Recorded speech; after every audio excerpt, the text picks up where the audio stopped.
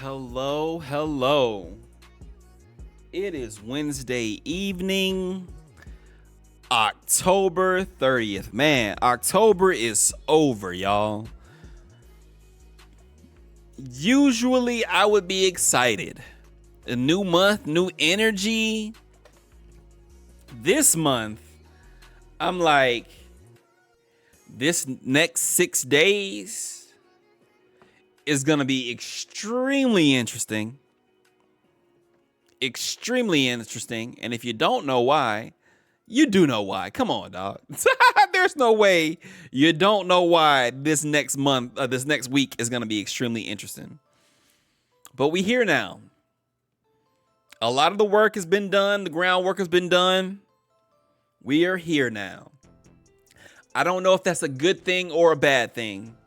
I just know that we're here now, man. But what's good, everybody? How are y'all doing today? My name is CapnTrippz. I am a variety streamer, content creator, thinker, person. Do a lot of different things, wear a lot of different hats. And today is the day we would usually be talking about all of the month's news stories. We are still gonna kind of try to do that, but we're going to do it through a specific prism. Because if you didn't know, 6 days from today, we've got the 2024 election that has honestly been kicked into overdrive over the past 100 or so days.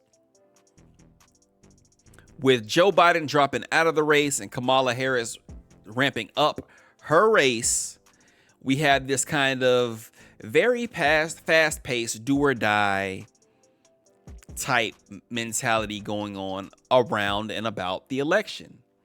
Now, before we get started, I just want all this, before we even get into any of these topics, I'm not here to tell you who you should vote for. That's not. I am just here to offer up a platform in which we talk about these things that have existed in close orbit of the election, because it's been a lot. And the way that news works these days is there's so much happening all the time that it's hard to keep up with what's going on. Look at the comment down here below. Nemo's like, a roundup already? Damn, this month flew by. I could say that about the last few months. I could say that about 2024, even though I'm kind of ready for 2024 to get the hell on.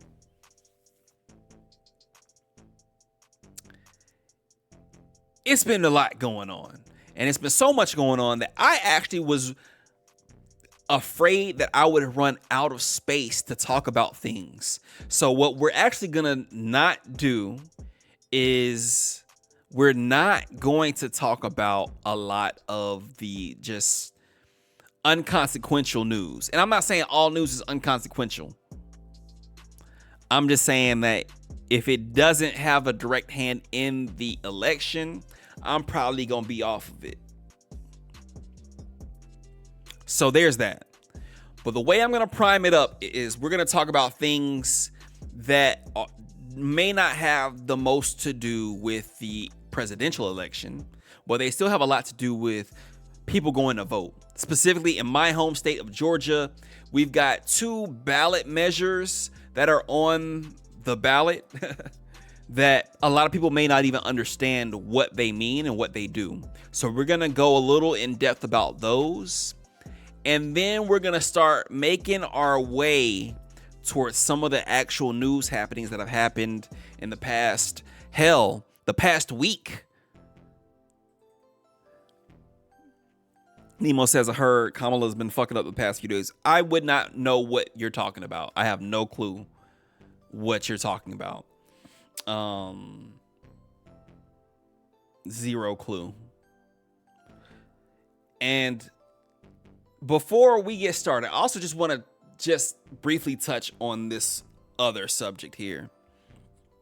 Again, I'm not telling nobody what to do, how to do it, how they should express their voice.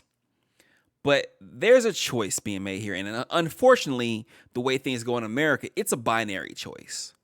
Like, we can sit here and say third party all we want to, but let's just be very honest with ourselves. We don't have a strong third party situation here. And we're going to talk about that a little bit later in the evening, where we actually have two different people who are running that are not Donald Trump and Kamala Harris. I had never even heard of the other nigga before today, before I went and looked it up. So we're going to talk a little bit about Jill Stein later on. But unfortunately, the way that it's really just being run here, we've got a very binary choice.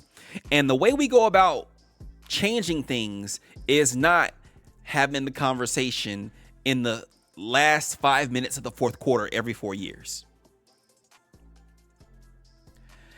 It's not a thing where we come out every 4 years and say, oh, there should be a third party and we should take them seriously. We don't, though.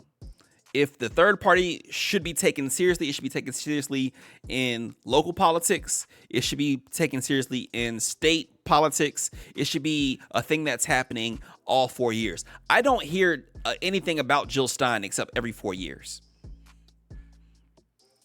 That can't be it, bro. It can't be it. Referring to a Shay Shay bit and something she said to a crowd. If you got links, drop them in the Discord. I'm willing to hear about it. When I was an undergrad, I was a journalism undergrad. And for my senior paper, I had to really go and look at how like journalism relates to politics. And I got a really good politics and race. Let me be honest with you. I got a really good look at how things used to be run when we had multiple parties. We had a system that was a little more akin to what they do in the UK, where not just the UK, Europe, period, where the parties would run their choices, right? And the parties, we would have closer to a ranked vote system where whoever won, that party would be in power, but they would have to work with other parties, not just one other party, but other parties. And so there was a lot more parity to how things were being run in those days, where it's not just a Democrat-Republican system. It's a Democrat, Republican, Whigs, several other parties vying for control, which means that they had their own specific identities, their own specific issues they ran on. But even when someone won, they didn't have absolute power, right? Things changed over the last few centuries, obviously, but what we have now are two parties that are actually, each party probably has about 2 or 3 or 4 different parties within those parties. And so people tug and pull and tug and pull. And even those parties seem to be going through their own revolutions every decade or so. Like there's another movement that kind of takes over a party and they make their will be known. And then either there are backdoor deals happening, people kind of flame out of politics, time goes on, people forget what's really happening here. And then what really happens is there are people who are moving things behind closed doors, but it's still done for the sake of, quote unquote, that party. And so we have one party who's pretty much been taken over by like a very extremist sect of that party. And they're doing everything they possibly can to please those people because they're very loud and vocal. I can't even call them a minority. They're closer to a majority, but they're not the majority. But a very vocal component of their party supporters, because they have a fear that if they don't do what those people want them to do, that they'll lose power. And power is the most important thing to those people. So they will literally do, say, whatever in order to appease their constituencies. Even though it kind of is betraying the actual goals of the majority of that party. Then you have another party who will not change no matter how much their constituency changes. They actually are trying to force their constituency into a very antiquated mindset. Sleeper, I am not. Today is a just chatting stream, as you see at the category. The name of the category in the stream tonight is literally the October News Roundup, and we are talking about the election. So we only play college football on Saturday. But thanks for coming through. I appreciate you. You're welcome to sit and join in, listen, however you kind of want to get in with that. But the other party just will not change. They have a very antiquated mindset and outlook about what they want to do. And I just feel like if we had more variety overall, it wouldn't be this way. It wouldn't be this party being forced to be this thing or that party forcing others to be this thing. There would just be a variety for people to get in where they fit in. You know what I'm saying? But we're going to talk about it. Tonight is the election special. And I've been saying election in whispered tones all week because it's a lot going on, man. It's a lot going on. In previous decades where, maybe we could have a civil conversation about things if we disagreed about it, I don't think that we have that civility anymore. Because there's a lot at stake. There's humanity at stake in a lot of these situations. And I hate to use such extreme language, but up and down just the issues of what's going on here, you can't tell me it's not. But like I said, we're going to get started with a more focused look at something else kind of going on. Let me turn this music off because that's distracting me. And we'll get into just what I'm considering. How does that work? Okay, that's a little bit much. Let me pull open. Yeah. So we're going to start in my neck of the woods. I'm from Georgia. And I actually voted right when early voting opened up here. And I saw on the ballot 2 measures that I had to get a little bit more information on before I was able to really make a conversation about it and really make an informed decision about it. And also, I feel like, being completely honest, the news cycle being so loud and quick and just vibrant, full of all this stuff going on, and not only important stuff, but a lot of bullshit, a lot of fluff gets put into the news cycle. And I feel like it's to keep people from really being informed and making informed decisions. And so we'll talk about public transit funding in Gwinnett and Cobb County among ballot measures in Metro Atlanta.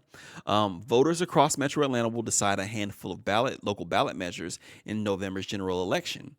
Early voting in Georgia began on the 15th of October, and it actually wraps up this upcoming Friday. That gives them a little bit of time to tabulate the votes that they've received already and then make way for Tuesday being this crazy onslaught. And we're really close, so close that they think that by this upcoming Friday that half of the registered voters in Georgia will have already voted. And I don't really think that's a symptom of us being so gang-ho for yeah, we're ready, we're fired up. I'm tired of this shit. I'm tired of this shit.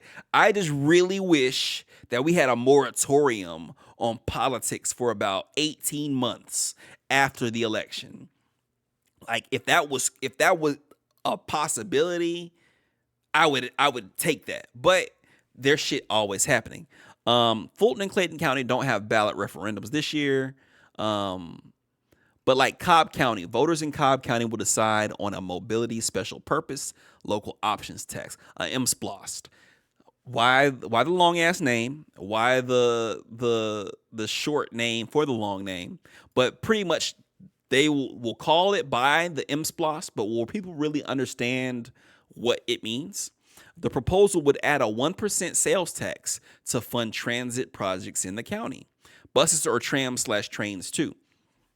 So for Cobb County specifically, Cobb County is not connected to our railway here in Metro Atlanta called the MARTA. They are not. If I was to explain it to you, Nemo, the long and short of it is,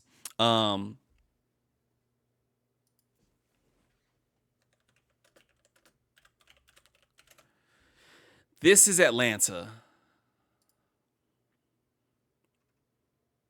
Yep, I went a little too far. Okay. All right. This is Atlanta. And I don't know if you see this on the outside, but we have a highway that goes outside of Atlanta. Y'all are actually not supposed to see what I'm showing on here, but fuck. We'll be all right. All right. So you have this highway that goes outside of Atlanta. Everything in here is Atlanta, and then you have some suburbs. This is the south side, this is the east side, and it extends past that. But this ring around Atlanta is pretty much a demarcator. Cobb County is over here. The train system goes from here.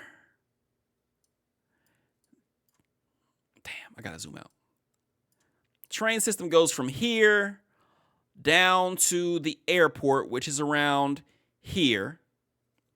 And from here to here. But all of this around here is Atlanta. So it actually does not serve most of Atlanta. There's no line that goes here. There's no line that goes here. There's no line that goes here. The best way that I could put it is actually another Twitter thing. Excuse me. Marta.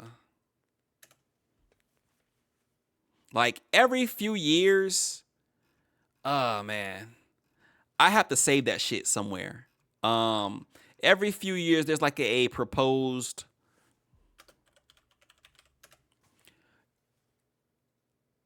like expansion of MARTA, and like the ideas around expanding MARTA would be amazing. I won't be able to find it, especially now that I'm looking for it. But the train does not go out there, and it doesn't go out there for a reason. Hey Nessa, what's going on? And Lola, how you doing? The reason that MARTA does not go out to the suburbs is because people are afraid that low-income and homeless people would be able to invade the suburbs and rob them. Like someone would be able to get on a train, get off the train, make it to their neighborhood, rob them, and take their goods back onto the train with them, and then abscond somewhere else. So racism, like that's the long and short of it. I just cannot imagine somebody getting on MARTA with a flat screen TV. Now, the homelessness issue I guess I can understand that, but there's homelessness in Atlanta. And the issue is people do not just want that issue pervading their nice neighborhoods. But if you're being honest, if you have any big thing around your neighborhood, whether it be a baseball arena or a mall, there's gonna be homelessness, there's gonna be panhandling, there's gonna be theft around those things. But we're talking about keeping the rail line constricted because of fear of crime. But what's really happening is people who don't have vehicles are not going to be able to get to jobs out in those neighborhoods. So you have to, basically to get to Cobb County, you have to take MARTA downtown. And from downtown, you have to take a bus from downtown to that neighborhood. That's just the end all be all of it. The MSPLOS would prioritize adding more bus rapid transit. Other projects would add bus lanes and transit centers, extend transit hours, and establish microtransit within that county. It sounds all good, but people would be opposed to that 1% sales tax. That's the issue there. In DeKalb County, Doraville residents will vote whether or not to approve the annexation of two portions of unincorporated DeKalb County into the city of Doraville. That's pretty much about tax dollars. The sections of land are situated near the intersection of I-85, 285, and Buford Highway. I consider all that Doraville anyway because it's literally right there. But I guess they want to bring it as part of Doraville because that would up the tax dollars for that area. I would think that would be a slam dunk, Nemo. We don't know. The nearby city of Chamblee is asking voters to approve up to $30 million in bonds to fund parks, trails, and outdoor recreational areas. It's unclear exactly what projects would be prioritized, but Chamblee's Parks and Recreation Master Plan proposes improvements for Keswick Park and Dresden Park, which are two parks that exist already. But $30 million is a lot. They've been working on a park that's close to me and close to the river for like the past year, and they're almost done with it. And they pretty much beautified a trail over there. They made a portion of like the woods a lot more navigable and open to like you can see it from the road. But 30 million is a lot of money. I would also say that a lot of these plans, what I've been realizing as I go back and like watch shows like The Wire and really try to understand city planning a little bit more, is it also depends on who wins the contract to do these beautification jobs, right? Because that's a lot of money. $30 million is a lot of money. And somebody's going to get paid that money to beautify those parks, to create more parks, to create more trails and outdoor recreational areas. Is that going to cost $30 million? Is somebody going to get paid $30 million? Probably a few people. In Gwinnett County, residents in Gwinnett will vote on a SPLOST. Remember, we said this earlier. They're going to call it this name, the SPLOST referendum, that proposes a 1% sales tax to fund transit projects. Up to 75 projects are being considered, with an emphasis on 5 areas: micro-transit expansion, airport bus routes, rapid transit, and expanding local bus services and adding new transit transfer facilities. Now, 2 of these counties said that they want to make transit better within their counties. Wouldn't it be very convenient if y'all just linked in with the existing transit opportunities that exist within Metro Atlanta overall?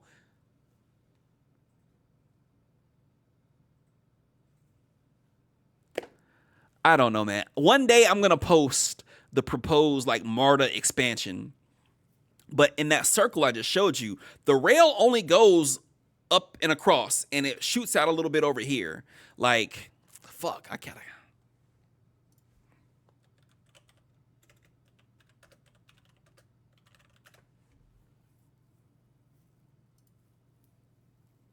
Oh, this is it. All right. So this is MARTA as it is right now. This is our train line. Remember, this is the highway that goes around Atlanta. It literally goes from the airport. And actually, I live more northern than the most northern train stop. There's also this line that shoots out a little bit to the east side. Nothing goes up the 75 corridor where Cobb County is. Cobb County is out here. Nothing goes that way. This is DeKalb County way. This is Cobb County Gwinnett way. But nothing goes outside of that I-20 area. So literally you got from one hood to another hood, airport, all these hoods in here, and north of the city. That's what it looks like right now. A lot of congestion down. You see this is pretty much Midtown, North Avenue, all that's downtown. A lot of congestion within the city, but as you get outside the city, nothing. This is what a proposed... This is it. This is what a proposed MARTA map would look like. Now, mind you, this is what it looks like now. This is what the proposed MARTA looks like. So it still has, this is the airport, and this is where it ends now. It has an additional 5 stops going north, an additional 4 stops going south to Jonesboro. It has looks on the southeast, the southwest, even further west. This is where it ends now. So an additional 2 stops all the way out to Six Flags. We have an amusement park that you can't get to by transit, right? This is where it ends on the east side. This has an additional 1, 2, 3, 4, 5, 6 stops out east to a suburb of Conyers. Stops along the 285 corridor. So imagine not just being able to go north and south, east and west, but northeast, northwest, all the way out to Kennesaw. That's the area they're talking about. When they're talking about micro transit, this is Cobb County right here. They want to do their own transit, but they could just hook up to the line here. The Battery is where the Braves play. You cannot get there on public transit.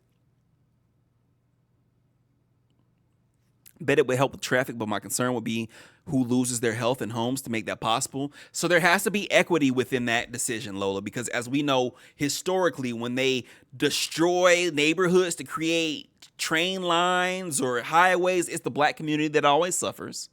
Yeah, this makes sense, but it's going to take decades to build out, and you can bet 3 of those lines won't exist in the future. If 3 of them don't exist, that's fine, as long as we get the majority of it. And you're right about it taking decades in the future. I've lived here for almost 20 years. MARTA has not expanded in before I even got here, dog. Before I even got here. When I got here, that 285 was just really opening up. It was really just being created because a lot of people just had to go north, south, and then make it work. So a lot more congestion in the middle of the city. So 285 opened up and it helped a lot of that congestion. But now there's just congestion everywhere because everybody has to drive. Now, if you're going to get $30 million for some parks and trails, we can't get nothing to get something that looks a little bit more like this. The downtown area, being able to get on a train line from 5 Points, which is in the dead center of the city, and go to the Georgia World Congress Center, to the aquarium, to the waterworks, to the Battery. So you can go see a Falcons game, a Braves game. Who else is out here? The Hawks, all on transit in this imagined state. But if this don't exist, man, the best you can do is get up here and then take a bus, or get here and then take a bus through the city, which don't help pollution whatsoever. It's going to cause flooding problems, to be honest. We already got flooding problems. We already got those issues. Atlanta's forestry already being cut down heavy, and it's going to cause them to dig in the swampland, which is flooding areas. So what you're talking about is mainly over here, and I get that. That would be a concern. That would be a concern over here in that area. But we have a highway that goes in just roads, period. We can't build along that highway, build along somewhere. I don't know. Build underground and then also create some solutions for the drainage, for the rain that comes through. I don't know. Maybe I'm just not an idealist. Maybe I'm a dreamer. But I feel like that would work for us. So those were some of the local things going on. This is 3 state measures that are on the ballot right now. If passed, Georgia Amendment 1 would allow local governments to offer a statewide homestead exemption to ad valorem taxes, or taxes based on the assessed value of a piece of property. So let's talk about it. Implement a statewide exemption to the local homestead tax that uniformly applies to all counties, local school systems, consolidated governments, municipalities, unless they opt out. The measure would amend Article 7 of the Constitution, which addresses state taxation and finances. Pretty much the exemption would freeze the values of all homesteads in Georgia based on a yearly assessment of consumer price index, meaning that the value of a home would go up at the same percentage as the value of a home in a different part of the state. How would that work? The amendment would create a lot more uniformity across the state and continuity from year to year. But I also just kind of feel like the value of a home should be based on the value of that home, not necessarily in flux or in conjunction with the value of another, because all homes ain't equal. That would only benefit developers. That's what I'm saying. And, developers are the ones that's winning right now because we ain't even creating space for actual homes. We creating space for condos and all this kind of shit. So Nessa said, agreed, that was a no for me. Likewise, Nessa. Likewise.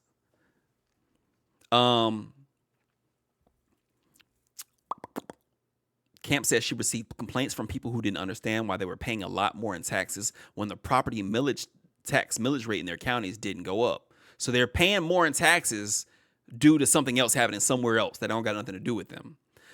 There are, unfortunately, some counties that have opted not to do assessments until basically they're in a lot of trouble because they're paying fines. And then when they have to actually do the assessment, it goes up so exponentially that it's caught everyone off guard. So I kind of feel like that should be more about people opting out rather than increasing everything all at once.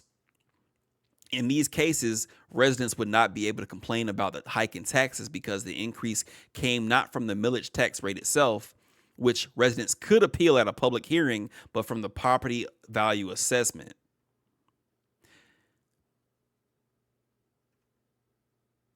Though the amendment may curb tax increases for existing homeowners, Atlanta-based property tax attorney Sarah Sorensen said once people sell their homes, property taxes would be calculated according to the property's actual value, meaning that new homeowners would not see any discount when they buy a home.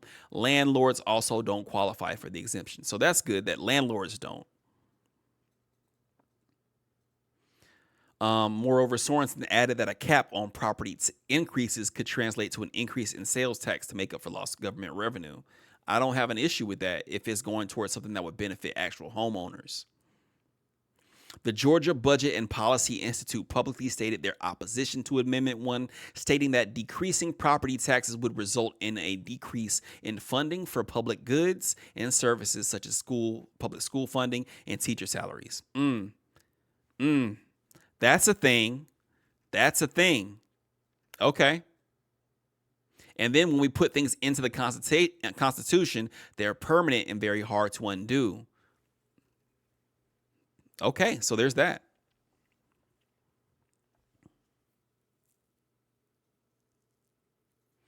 I think it's up to the specific counties being able to opt out. Like the county themselves would have the power, but not the people that reside in that county. Amendment 2 on the statewide ballot was creating a tax court with statewide jurisdiction that would be concurrent with superior courts. Because right now, from what I understand, the problem is when there are issues, when people need to go to court for something in having to do with taxes, they have to go into the superior court system, which is actually still very backed up from COVID. So like, it's just such a backlog in the superior courts that it could be years before somebody actually gets an opportunity to fight cases against them. But let's read more. Currently, the Fulton County Superior Court hears appeals to any tax tribunal cases. However, according to Georgia State Representative Chuck Martin, the Superior Court is not meant to be an appellate court and does not specialize in tax law. The amendment would ensure that the Georgia Court of Appeals would hear an appeal to a tax case decision. It unburdens the Superior Court in terms of time, it guarantees the proper look at an appeal, and it puts it in a venue that is used to operating in an appeals format. If passed, the measure could amend Article 6 of the Georgia Constitution, which dictates the state's judicial system. The Georgia House unanimously voted to adopt House Resolution 598 on February 27th, and the Georgia Senate adopted the resolution nearly unanimously on March 20th. I think it's taxpayer friendly, it's citizen friendly. He said none of the rules of evidence change. So this doesn't change anything about how the court views specific matters. This is purely an operational issue to clarify, simplify, and speed up the process so that the citizens get access to complete and full due process. I was a yes on this, me personally, from what I understood. This is a very busy court. We all get in line behind all the other cases that Fulton County Superior Court may have. As you might imagine, there's all types of cases. In addition, Cohen said the Georgia Court of Appeals tends to have clerks and attorneys who better understand tax law. Well, the Superior Court is not necessarily a lower court, but they're also not designed to hear appeals. Why wouldn't you want appeals people who specialize in taxes to hear tax appeal cases? Who decides who's in the court? I think those would also be based upon, that would probably just be another seat or another thing that we would vote for, because we right now appoint court judges in elections, not necessarily this election, but an off-cycle election. There's a lot more judges and everything from my understanding. It would just be another court that is specifically for this type of trial. And I think that would be supported by the people. It doesn't say here who would fill those seats, but I'm imagining that if they created another court system, just like we vote on some of the court judges now, we would vote on them as well. Georgia referendum A, a tax exemption for tangible personal property. Georgia referendum A would increase a property tax exemption for tangible personal property worth $7,500 or less to properties worth $20,000 or less. That's a big jump, no? From $7,500 to $20,000. Members of the Georgia General Assembly co-sponsored House Bill 808 to alleviate tax burdens on tangible personal property, such as office supplies and equipment. Georgia Senate unanimously approved it on March 26th. Georgia last raised the minimum threshold for tangible personal property tax exemption in 2002 when voters passed a referendum to raise it from 500 to 7,500. So within 22 years, y'all want to go from 500 to 20,000. One of the bill sponsors said Referendum A is trying to relieve the burden of inflation and the effects of COVID-19 on small businesses. Businesses already paid sales tax on equipment like computers, machines, and office supplies, which have increased in price over the year. They've already paid a tax, so now they're having to pay a continued tax on something that's already been taxed. You're a business, you're operating. I kind of am not.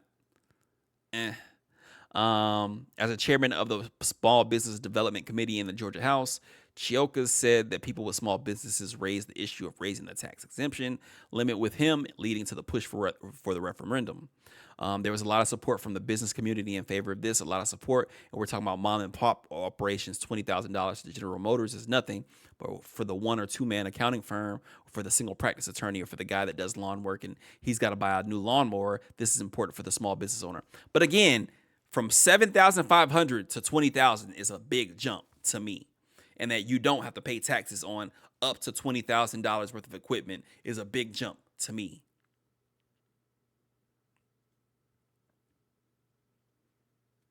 So they're talking about like equipment and things like that, Nemo. So like, all right, using the lawnmower business. Okay, if you have several lawnmowers,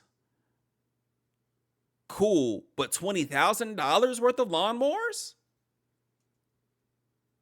And from my understanding, that the taxes depreciate over time, so you would be paying less as those things age. But if the exemption is up to 20,000, nothing would age. You would just keep buying shit. No. Maybe it does. I don't see anything here that doesn't say it does. It just says taxes on tangible personal property, such as office supplies and equipment. Just because they're saying such as does not mean that that's only tangible personal property. 20,000 is a lot though, bro. Like, why couldn't it have been a more modest jump from like 7,500 to like 1,400, 10,000, 14,000, I'm sorry, 10,000. They went up to 20,000. They almost tripled that amount. That's not a lot to nobody else but me. I was a no against it, I'll be honest with you. Shout out to small business owners, but I was a no against that. That's a lot. Vans alone are worth 20K. But in a city like Atlanta, and I'm just talking about the city of Atlanta, you do have a lot of businesses who grow exponentially, and they're able to do so because tax codes are amended and things of that nature, and they're able to skirt being able to having to pay their fair share as they grow. And I just kind of feel like if you have $20,000 worth of taxable equipment, why wouldn't that money go to the DeKalb school system? Like, thinking about what our tax money is actually used for and what it could and should be used for and what the city actually looks like with all our potholes everywhere. And again, we were talking about just public infrastructure a bit earlier. Why would I allow you to take more money away from those systems that are already under so much strain?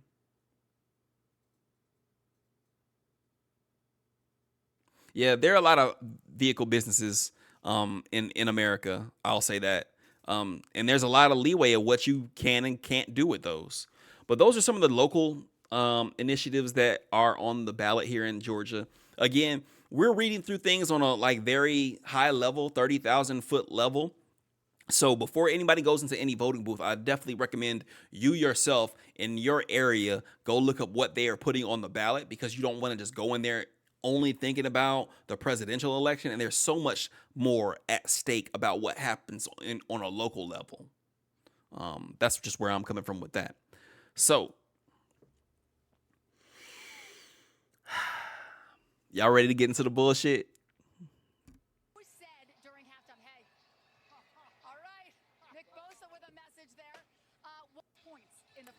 So if you can't see what's going on here, I guess the 49ers won on Sunday Night Football. This is the one game that's on Sunday night at 8 o'clock. So that means that all day there's football being played, but Sunday night there is one game on. One game on. So they win this game. Brock Purdy is the quarterback. He's being interviewed with George Kittle, who is the tight end. And I'm not sure who this brother is, but shout out to him. They are the ones getting interviewed. He comes out of nowhere. He doesn't even have this hat on the sideline. He puts it on and purposely walks over to where the camera is interviewing his quarterback to point at his Make America Great Again hat. The San Francisco 49ers. I don't know why you're showing this. We know NFL is a MAGA sport. Is it? Is it? The sport itself cannot have a political distinction. The sport itself cannot.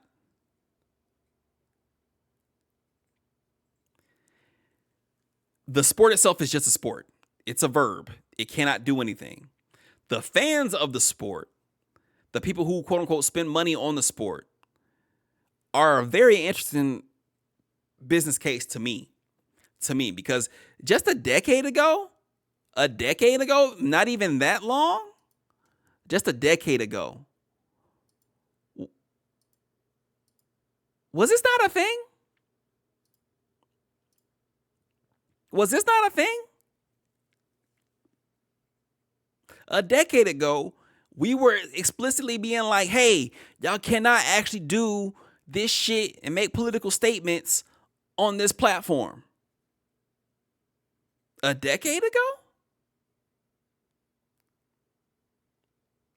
They all crashed out. That's why it was such an issue. But why is this not okay? But that's okay. And yeah, they got his ass out there because he was fighting white supremacy. So let's call a thing a thing. Let's call an actual thing a thing. And like the whole thing about it, that at the time Kaepernick took so much heat was because he was not willing to back down from it. Like it was such a big issue, his socks and the kneeling. And even when he explained the kneeling, even when people at the time were like, well, you need to do your protest in a more respectful way of the troops and everything. Never mind the fact that we weren't actually doing the Pledge of Allegiance at games 5 years prior. Never mind the fact that the military actually pays the NFL for these political displays where they do the Pledge of Allegiance and the flyovers with the flag and all this other shit. Never mind all that. It became this thing because he was standing on it. And what's so interesting about Nick Bosa is... I'm not going to talk too much about it, but I think it's an important time. What appeared to be a political statement. I'm not going to talk too much about it, but I think it's an important time. He won't actually stand on the shit that he's talking about. He's pussy let's just be honest with it. Nick Bosa's pussy. He's a big dude. He's very talented at what he does, but like he's pussy because you do shit and then you hide your hand. Let's go back to when your boy Tom Brady was in there and he had his MAGA hat sitting in his locker and then was like, oh, I'm not going to get into it at this point in time. They really are afraid to say the shit that they are virtue signaling. Is this not that? For all the shit that they be talking about people virtue signaling, is this not that? I know what guys, I got you. I'm one of you. It's exactly that, but the NFL is a MAGA league. Fuck them niggas, bro. That's why I don't even watch that product. Yeah, it's just an interesting thing. It's a bitch move, crashing your teammate's interview, make it about your politics, and then when asked about it, I'm not gonna really speak on it. It's just an important time. Interesting.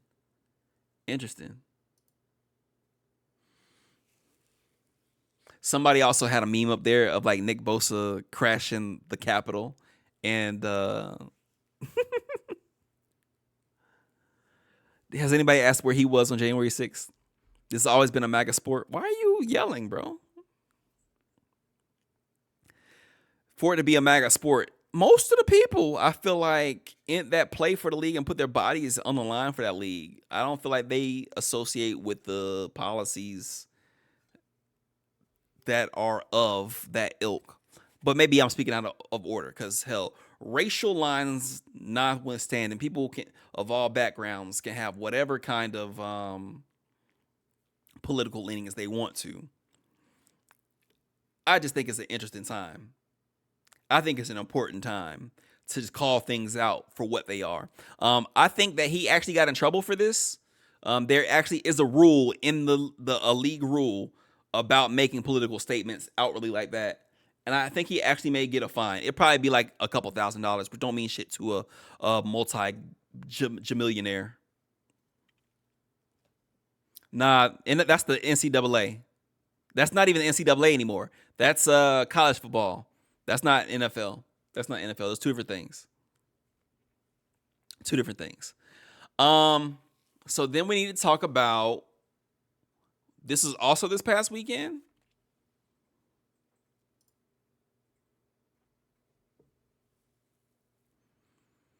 This was the 30s. This is the 2020s. And why would people be likening this Trump campaign event to a Nazi campaign event? Why would that be a thing? Oh, because they out here wilding. Wild times. It really, really is. And, you know, there's a lot going on. Like, I don't know if you guys know this, but there's literally a floating island of garbage in the middle of the ocean right now. Yeah. I think it's called Puerto Rico. Okay. All right.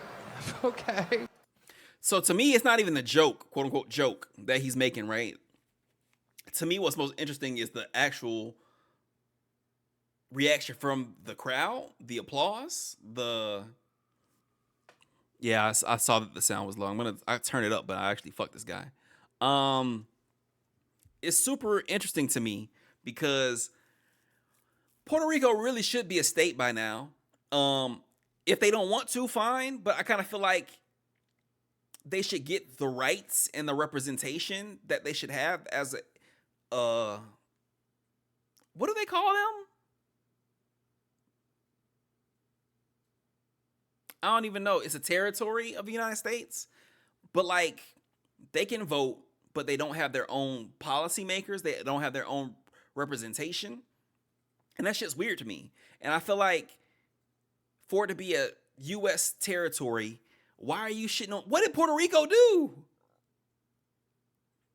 What did Puerto Rico do?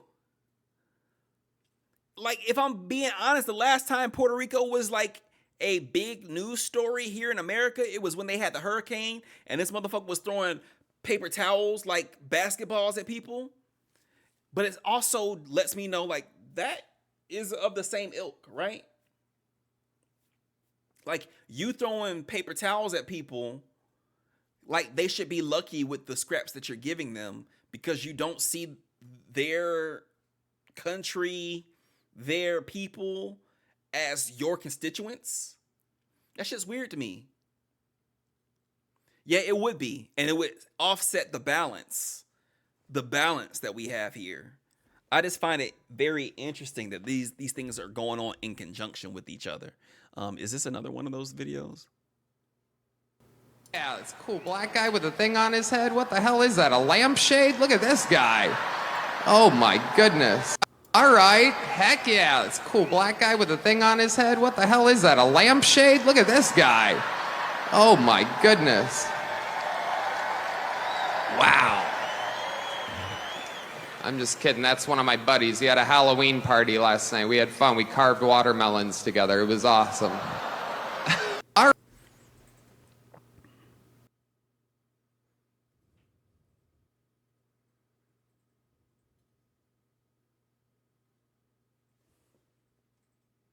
I just said to y'all a couple weeks ago.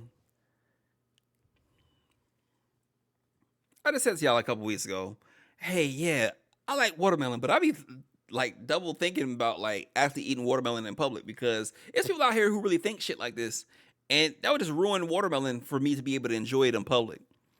That's one thing. Number two, they still like shilling ivermectin to people. Like that's the thing that they're still doing. Like, so I think that he's hitting on a lot of different things that the crowd is reacting to positively. It ain't just the fact that he's making these jokes. It's the fact that the crowd's like, hell yeah. And at the same time, they trying to tell black men, yo, we're who you need to side with. Yeah. We be making watermelon jokes about niggas. That don't matter. We are who you guys need to side with. If you side with us, you can have a lot more proximity to wealth. If you side with us, yeah, we've been making racial jokes. That's fine. You think it's funny, right? And I don't know, bro. And I'm conflicted because people are allowed to have whatever political leanings that they want to. But like, I think the type of person who really be taking this shit on the chin like this is a very specific type of black person. The type of person who went to like a PWI, whether it be from elementary school all the way up through college, who may have joined like a fraternity that don't have but like 3 people like him in the whole history of the chapter, and who hears shit like this and shrugs it off, but like don't second guess the fact that those people are actually making decisions with that shit in their mind. That's not weird to y'all? Like, I'm imagining a very specific type of person. A very specific type of person. And I just be like, it don't matter how many racial jokes you laugh at, bro. They're not going to let you in the club. They might let you on the grounds, but they're not letting you in the club. I guarantee it. And it's just, it boggles my mind, bro. Like, people who say woke, black people who say woke in the way that they say woke, unironically, they not gonna let you fuck, bro. They not gonna let you fuck their daughter, their wife. Well, they may, because that may be a thing. But if the shit hit the fan, bro, you're getting strung up. It don't matter how much bootlicking you do. The proximity to white supremacy is not gonna turn you white. They might let you get a little bit of money, but if you ever get enough money where you think you one of them, they'll remind you very quickly that you're not. This nigga said a eating watermelon joke in 2024. The other thing about this campaign shit, right, is like, when you hear the shit that he said versus the shit he wasn't allowed to say, he wasn't allowed to call Kamala a C word. And if you know curse words, it's a 4-letter word. Kirsten Dunst. Sounds like that, right? That's where they drew the line. That was too much for them. You can't call her that, but you could say Puerto Rico is a floating island of trash, and you could say you be eating and carving watermelon with niggas. That's cool. This is what they think about you, and you like, hell yeah, I could use a couple more zeros in my 401k, which brings me to my next thought.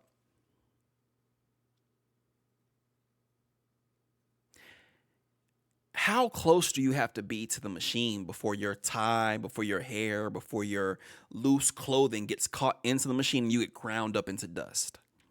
You know, I think I've said this on stream before, but like, I truly feel like when the last election happened and who won, there was an adverse reaction to that where businesses, I feel like that's when the layoffs started, to be honest with you, around COVID time. Yeah, COVID was a thing.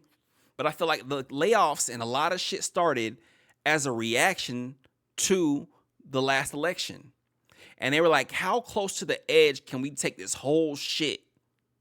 Can we take this whole shit? Because this person is the one holding the bag. Like, when we was out here and people were putting Biden's picture next to the gas pump, like, I did this. And I like, name me one situation in which the president dictates the gas prices.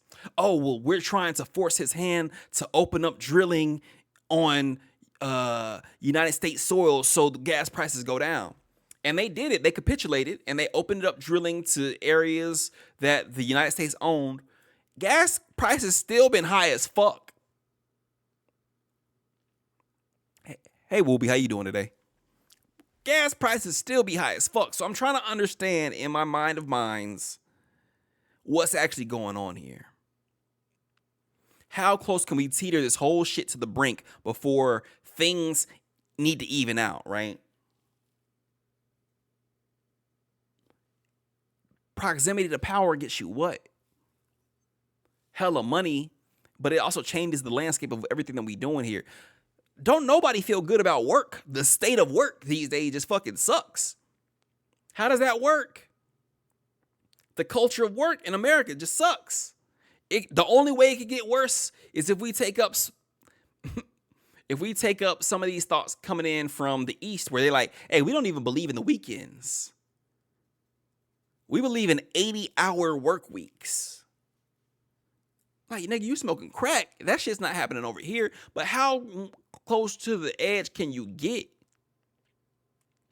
50 staying away from 3 million told me enough about how much buying power these people have.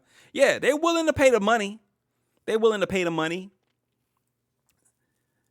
But like when shit happens, they closing that door up immediately. You're not getting in here.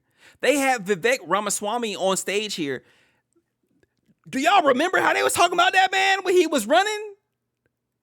And he kissed the ring because it ain't even important for them to be like able to do shit. They just want proximity to that power, bro. He always was trying to be Trump's running mate. And he ain't get chose, but he still kissed the ring. He don't have no kind of self-respect for him to be like, they were telling him, oh, you're such a good boy, but I'll never vote for you. To him being like, oh, okay, that's fine. 50 was going to do that show till people roasted the shit out of him. Well, I mean, that means he's not completely deaf or dumb.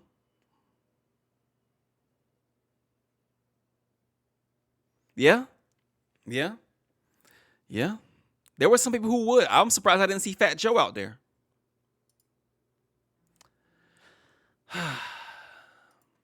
It just seems like everything that's happening, the stakes are getting higher and higher. The discourse around things is so divisive to the fact where people just don't have common sense anymore about what's in good. I don't even want to say good,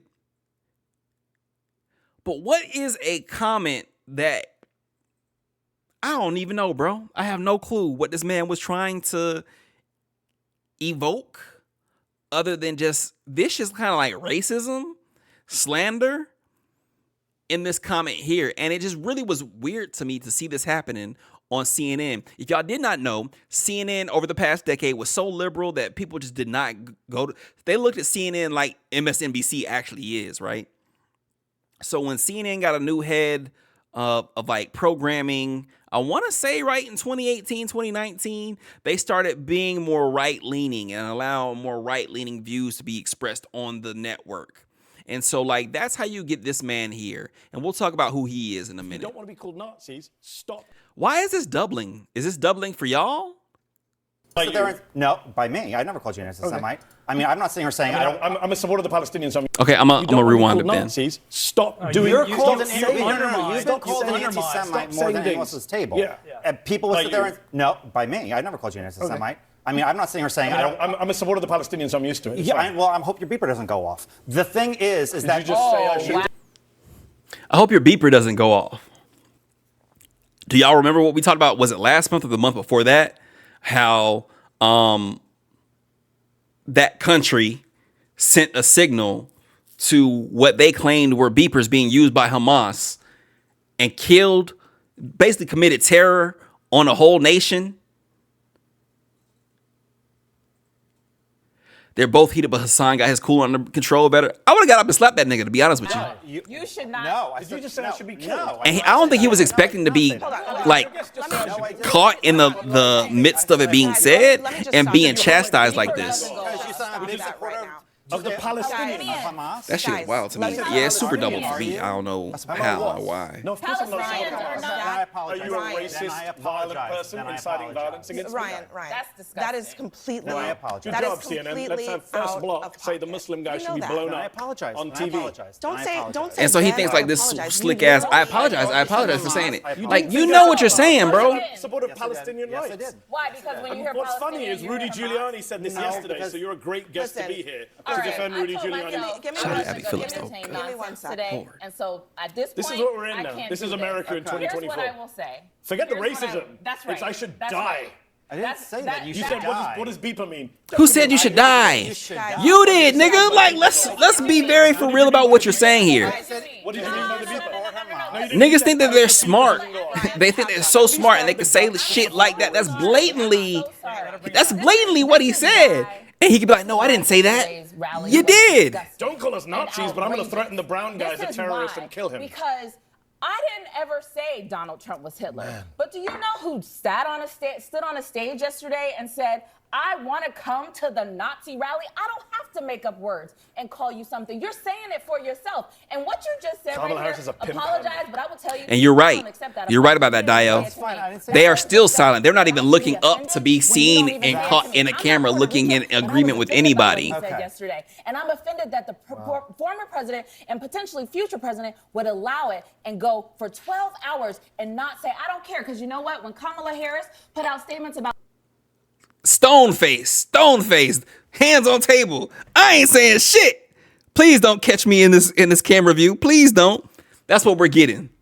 Look at that shit. That's so interesting to me, bro. This man said, I hope your pager doesn't go off. That's so wild to me. So also, what the fuck is this nigga name? I don't even know this nigga name.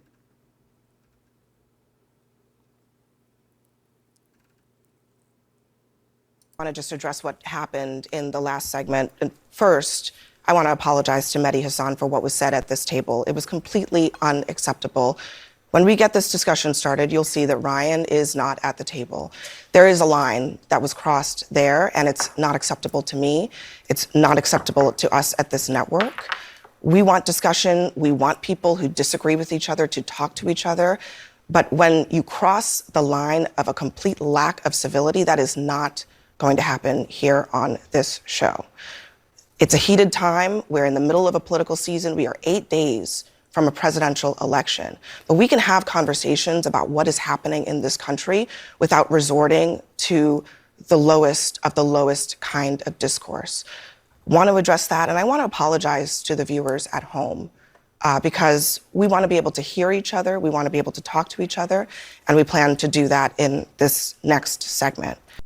People who disagree with one another is just political theater, and the man broke the rules of theater. Yeah, it went so far beyond the bounds of civility. It's just so wild. That's the word I was grasping for earlier. It's not even like good grace. It's not like you say something that's so outside the bounds of just like what anybody could agree with. And that's where we're at. We're at a thing where people feel like they can get away with saying whatever they want because they are on the side of right. And what their side is right because it's their side. She's not single, brother. Like, come on, bro. What's this man's name? Ryan who? Gidersky.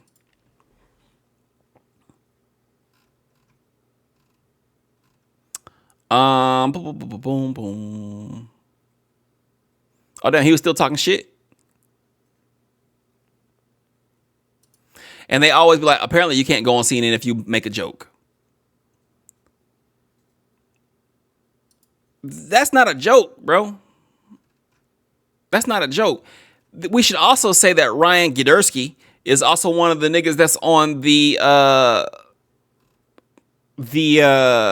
Project 2025 committee. So like that weird ass statements of like, we're going to do this and we're going to fuck up the whole country by doing these things specifically. This is one of the people who are the decision makers for that. It's really weird, bro. It's really weird. It's a joke. It's always jokes. Even the comedian that was making the jokes a minute ago, they always turn it into this thing where it's like, oh, okay, it's just jokes. And like I said earlier, like to me, it wasn't even the jokes because it's people who make shit jokes like that. Cool. That's fine. The people who were cheering for it and laughing with it, like the 20,000 people who did that, that's what I'm more concerned with because these people will try to blend back into everyday life and be around you. As a person who's looking for a job, Like I'm looking at like company reviews and shit like that. I saw a company where I was interviewing with the company, and on like page 3 or 4 of their like job reviews, one of the people was like, yeah, they were cool, but now they're getting woke. The company is black owned. It's a black owned company run by a black woman. And so like, I'm curious as to what the person was thinking, because woke has now become this catch all for things they don't like. Oh, well, you can't do this because it's woke. What were you doing? I wonder what you were doing that you think that they're woke. Imagine if he just owned up to it. I got heated and my people's racism got to my head. I mean, yeah, but then he'd be like, my people, what do you mean? He has to turn it on someone else to deflect from his own shit. You're done on CNN. So now he's going to be on Fox News and all the other like alt-right platforms from this point, because now he's been banned. And so now he's the hot man. And it's like, whatever, bro. Speaking of hot man, this is y'all's boy, right? This is y'all leader. Damn, did I mute this? It's muted. Yeah, that's very hardship, but you have to reduce spending to live within our means. Yeah, that necessarily involves some temporary hardship, but it will ensure long-term prosperity. You have to reduce spending to live within our means.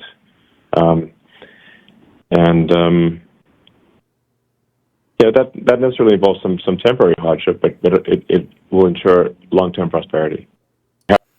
So yeah, he's basically saying, hey y'all, win, because he's put himself out there that he is pretty much helping bankroll the Orange Man's election. He has a whole pack where he's able to dump crazy amounts of money to help prop up this campaign that honestly I feel like is a failing campaign, right?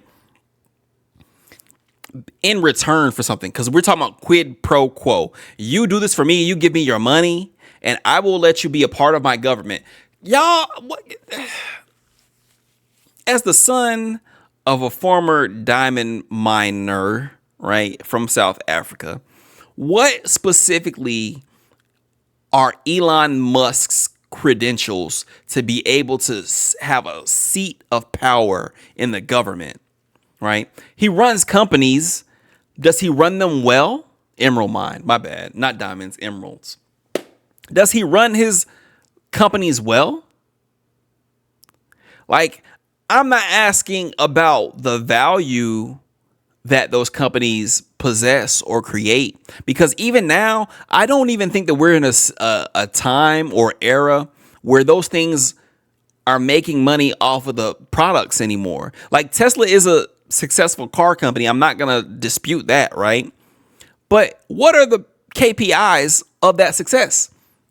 It seems to me like success to me means the stock price is high. But in an era where I could just dump, if I had $1 million, I could dump all my money in Tesla stock if I wanted to, based off of the fact that I want to. And I know there's a lot of people who do call themselves stock brokers.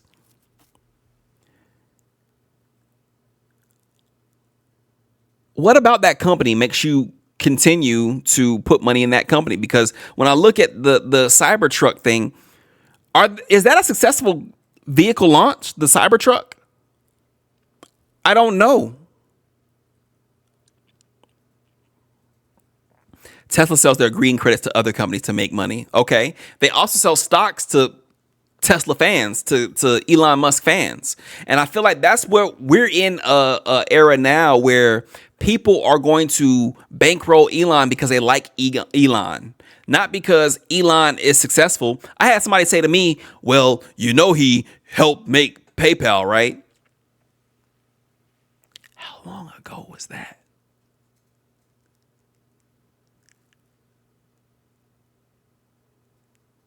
How long ago was that? He didn't create Tesla.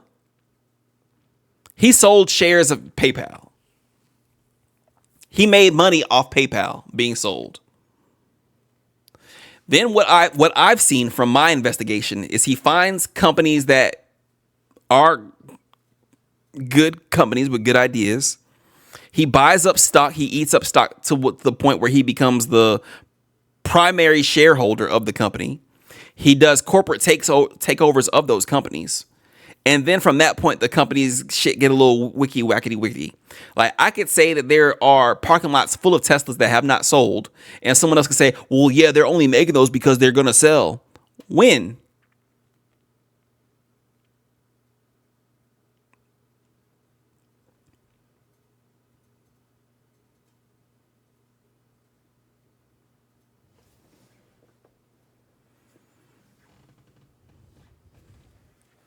He be wanting to do all this shit, like turn PayPal into X banking, so they kicked him out from the company. Okay.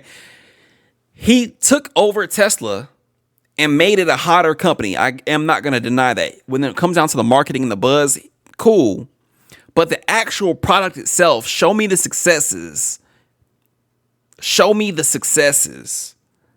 Because what I'm seeing now is the Tesla is such a success, but can you get your Tesla insured these days? Because they are actively not insuring Teslas because of the parts.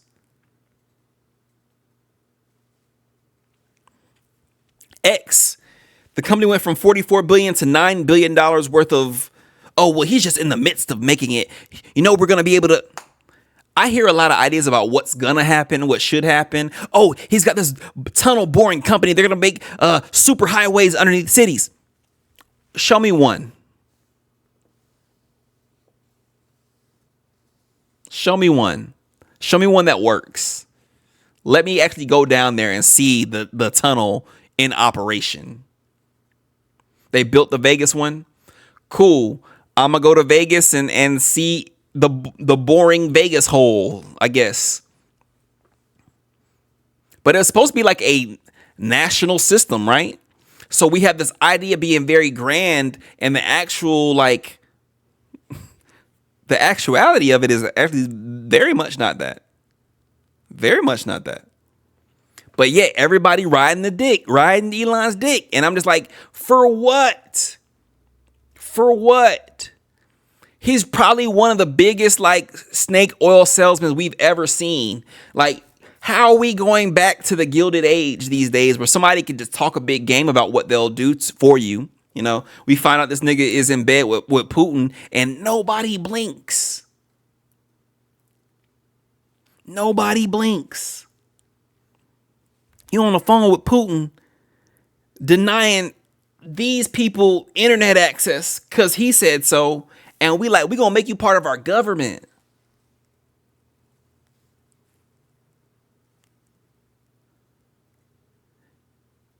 And that's the other part I don't really get. These niggas be talking about they patriots. Y'all not, dog. Y'all not. Because in the simplest terms of the words, even like the most conservative terms of the words, it don't make sense. The math ain't mathing, bro. You want to hand over keys to the country to a nigga that is in bed with Putin. Two niggas that's in bed with Putin.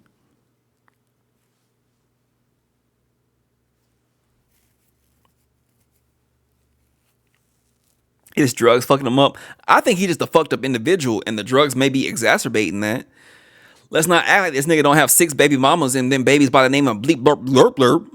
Let's not act like his lady left him and he was subtweeting her from a ghost account on Twitter for the company he owned. It really is. Like, at what point do we be like, hey, bro, time out.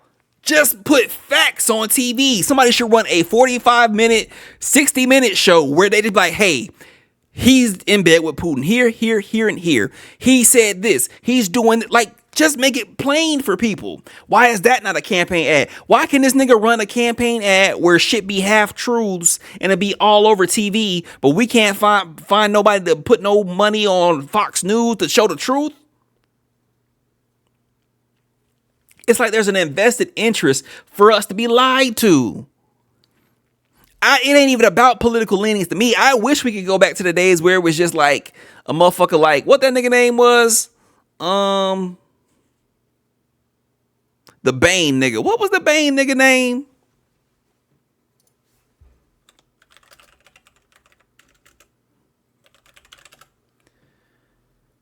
Mitt Romney.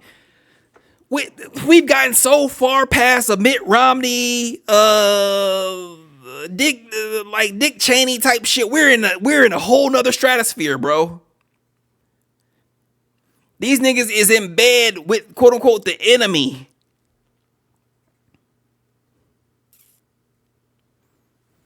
And it's not gonna stop until like, yo, we're really about to be like second tier country down here. And maybe it's about time. I don't know. I guess maybe because the people who are smart ain't being smart right now, or they're hiding behind all this shit because there's money to be made. And that's where I really think the light bulb go off for me. There's money to be made for this whole horse and pony show. Even if this nigga get in there, he eat McDonald's every goddamn day. He's not the healthiest motherfucker. JD Vance is not a smart man. He's in bed with what the other PayPal nigga name is.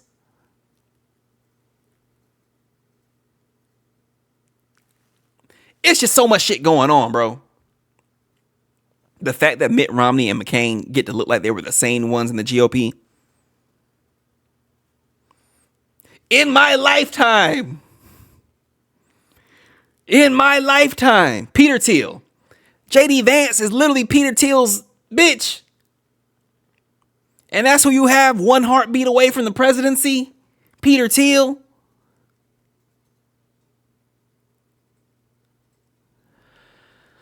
I don't know, bro. I don't know, dog. Who would have thought we got here? Look at us. Not me. Hey, Babylon must fall at some point in time, man. I just didn't think it would be this wild. I didn't think it would be this wild where you have this nigga saying, hey, yeah, when we get him in there, his agenda will cause hardship for the middle class, but it's necessary. For who? For why? Why would that be necessary?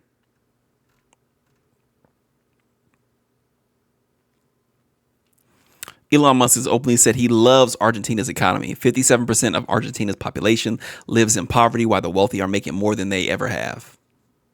Trump promised Elon control of the economy. Based on what?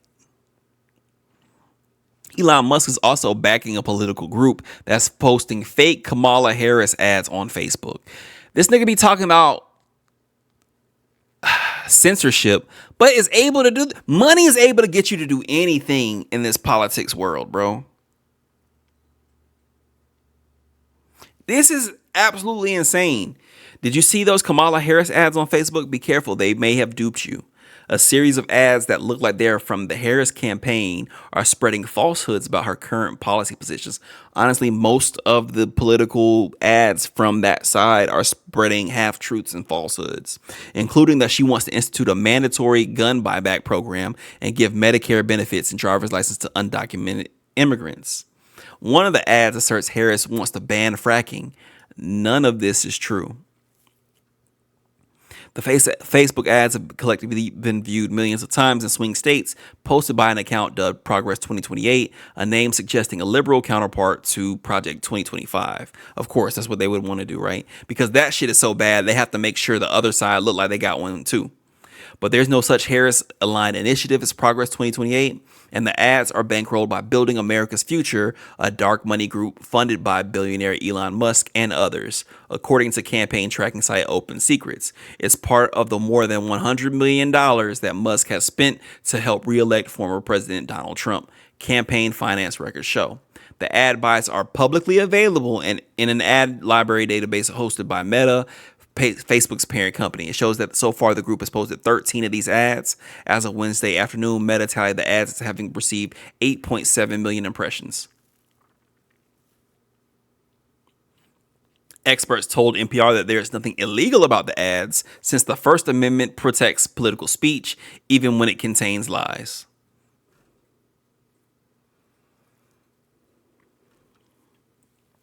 Another thing going on, a baseless voting claim is being amplified by a network of social media accounts. This was posted today. This was posted at like 14 hours ago. A network of accounts on social media site X is claiming to be foreign nationals who have illegally voted in the U.S., according to new research from the nonprofit Institute for strategic dialogue.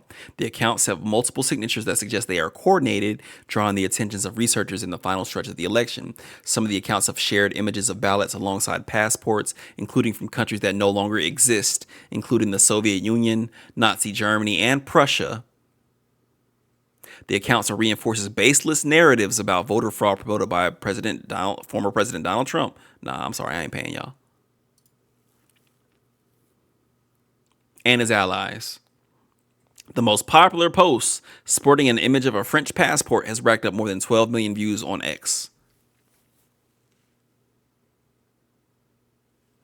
Yeah, there is a way of doing that, but he does not want you to do that because he wants to make it look like all of this shit is happening. Like, bots are everywhere and people trying to scam you is everywhere. Hell, we're lucky that tonight it hasn't been a new user 54381 coming here and offering me art. Like, let's be honest, because that shit happens often. Twitter is different because you don't need nothing to establish a new Twitter account, even though I thought he was supposed to be making it to where you have to pay $1 to make a Twitter account, but that never happened, right? But we have all these bots running wild because this is the exact time that he wanted all the shit to happen. He wanted to buy X specifically for this time period. Specifically for this time period. Twitter is 60% bots. If they got a blue check, they're either a bot or someone trying to rage bait. We're in the part of the internet where we've got bots creating dialogue and bots responding to dialogue.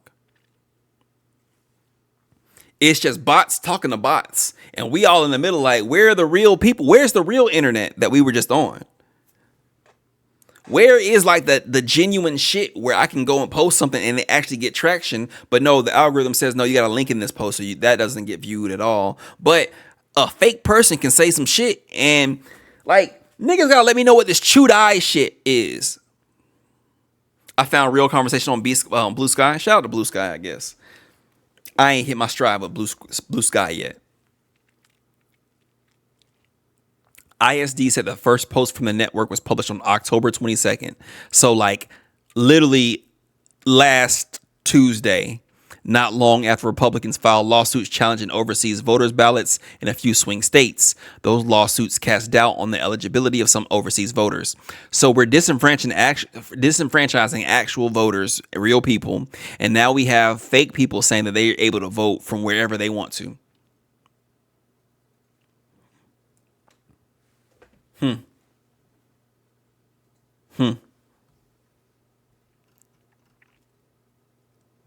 So if only there was something going on where like not only are people trying to say, oh, you're cheating because you're voting from overseas, but like actual ballots that are being placed are in danger. Oops. Ballots set on fire in 3 states as Election Day approaches. In the final stretch before Election Day, ballots have been set on fire and damaged in 2 ballot drop boxes and a Postal Service mailbox in 3 states. Federal officials have warned that in recent months, some social media users have encouraged sabotage of ballot drop boxes. Early on Monday morning in Oregon, Portland police responded to a fire they say was started by an incendiary device inside a ballot drop box. Oregon's Multnomah County Elections Division said in a statement that 3 ballots were damaged. Only 3. Fire suppressant inside the ballot box protected virtually all ballots. That's interesting. Hours later, another drop box was set on fire in nearby Vancouver, Washington, where officials say hundreds of ballots were badly damaged when the box's fire suppression system failed to work. Why does there need to be a fire suppression system in a voter drop box?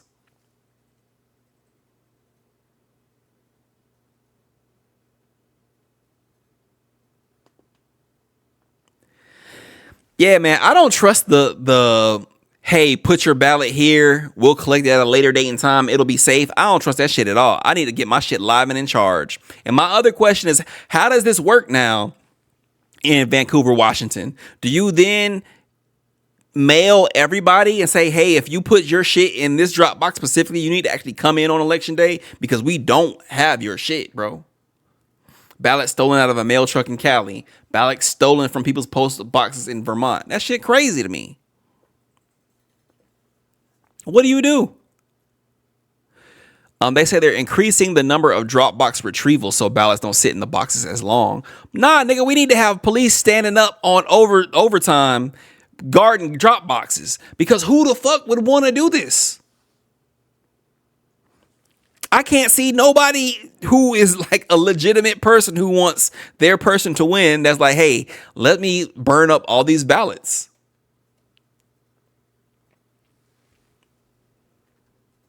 It's heartbreaking. It's a direct attack on democracy. That shit is wild, bro. And I'm talking about in races that like are decided by a couple thousand votes. A couple thousand. And this is what this nigga is trying to do to get his support now. It's a little weird that Donald Trump does a campaign appearance at McDonald's and then they have a system-wide E. coli outbreak. Well, yeah, he ain't got no gloves on. He ain't got no hairnet. The man smell like shit. Y'all got him touching the scooper. He poops on himself all day.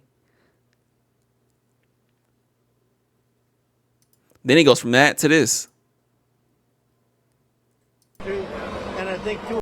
The other day that the military could be used, that the military or the National Guard can be used on election day if necessary. Can you explain what you meant by that in detail? I don't think they'll have to be used. I think we're going to have a big victory.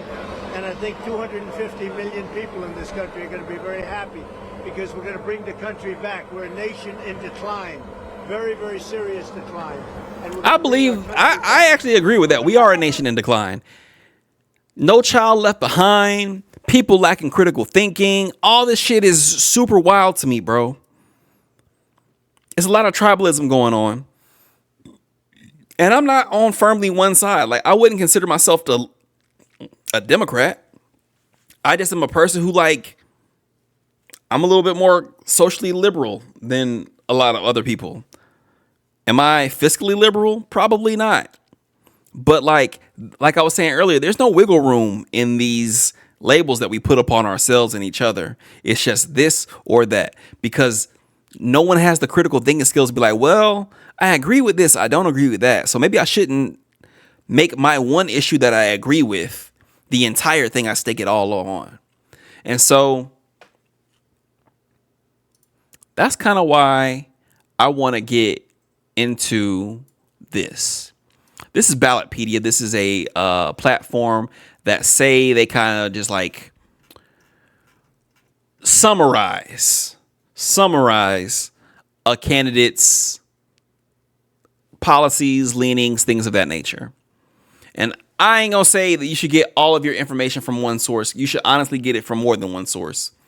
That way you get like a wide spread of information, and then you can think through critically what may be true, what may not be true. But just in the with the concept of time not being on our side with the stream, because the stream has to end at some point in time, and to make things more simple for me, I'm going to use this one platform to look at 3 of the 4 presidential candidates' platforms. Chase Oliver, I just really don't know who this nigga is, dog. I've never seen this man before in my life. He's a Libertarian Party activist who ran in the 2022 U.S. Senate race in Georgia. He's from Georgia? And I've never heard of this man in my life. He's a Libertarian. He was born in Nashville, resides in Atlanta. Okay. Professional career working in the restaurant industry for 13 years. Okay. As of 2020, he worked in the import shipping business for a multinational liner service. Okay. He joined the Libertarian Party in 2010. Okay. So let me look at something. I don't care about fundraising. I don't care about spending. I don't care about cash on hands. I don't care about your political ads. What the fuck are your actual policy positions? Immigration is a tragic mess. Must break the partisan logjam. Yada, yada, yada. I wish they would summarize this a little bit more.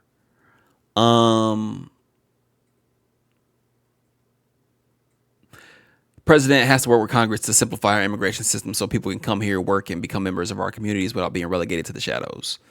Okay. Healthcare. Healthcare is too expensive because of government overregulation.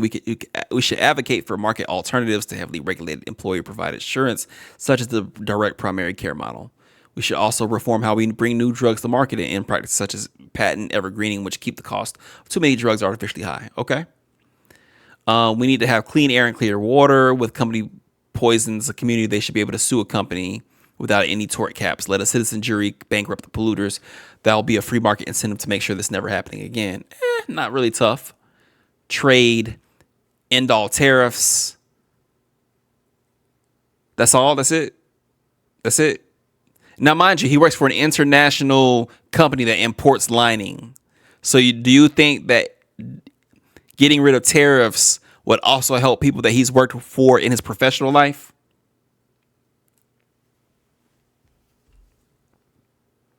Economy. Everyday average Americans face many challenges in our overly regulated economy where government lobbyists, special interests, and continually conspire to pick winners and losers, blah, blah, blah, blah. To combat these constant rounds of economic and financial crises, we must get government out of our boardrooms and wallets and allow individuals to decide how to best distribute their hard-earned dollars. The fuck does that mean? Education. At the federal level, the best policy on education is to remove federal government's involvement in education, support abolishing the Department of Ed. What the fuck?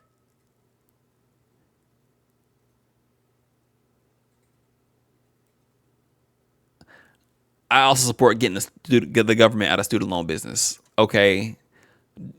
Niggas be missing me with the abolishing the Department of Education shit, bro. What are we talking about? Hey, Luna.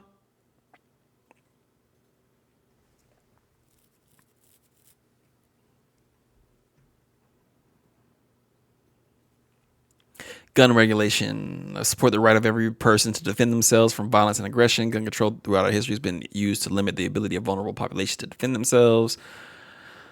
Armed people are, oh man, here we go with this shit. Armed people are harder to oppress and harder to attack. I will not support any new gun restrictions. We'll look to repeal the restrictions that exist today. Nope. Criminal justice is long past time we address the problems with our criminal justice system, from courts to police to prisons. We need reforms in every area with one goal in mind: empower people, not the government. With less than 5% of the world's population. Yeah, nigga, we know. Okay, hold on. What do you actually want to do?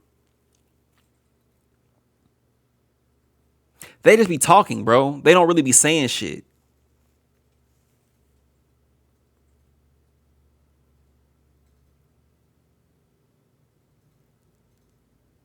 We should end our policy of sending drones around the world and instead foster international goodwill by defending free trade and free markets. Again, that we going back to money when it come down to everything forward to what this man is talking about.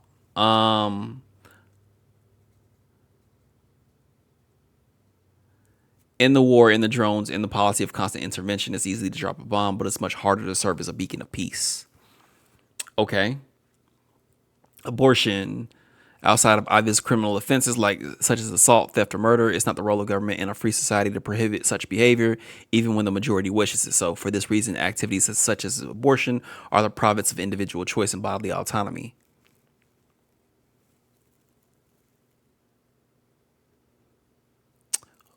I will encourage the passage of the Hyde Amendment, which will prevent federal dollars from funding abortion clinics.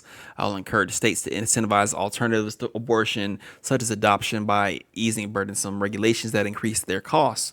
Median range for adopting a newborn baby is between $25,000 to $45,000. So are they just buying babies? Like, am I getting that fucked up? Are they just not buying babies for less than $50,000? Because that's kind of what it sounds like. All right. Again, never heard of this nigga Chase Oliver. Never heard of him before today. This is who I have an issue with here. This is who I have a real issue with.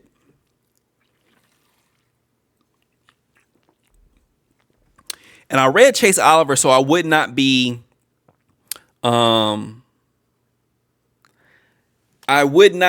like weird about this.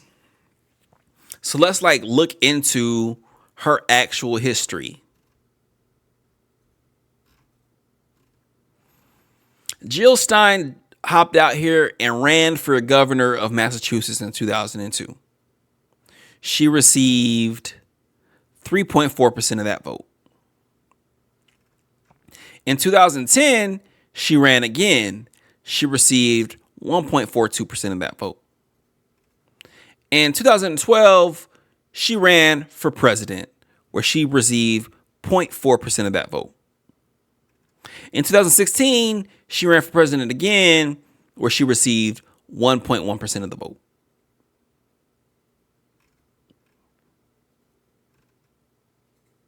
That's 22 years of running for elections. Do you know the elections that she won?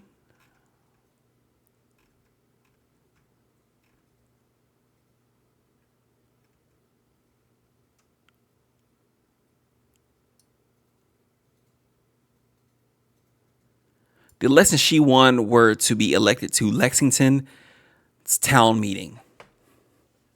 A town meeting.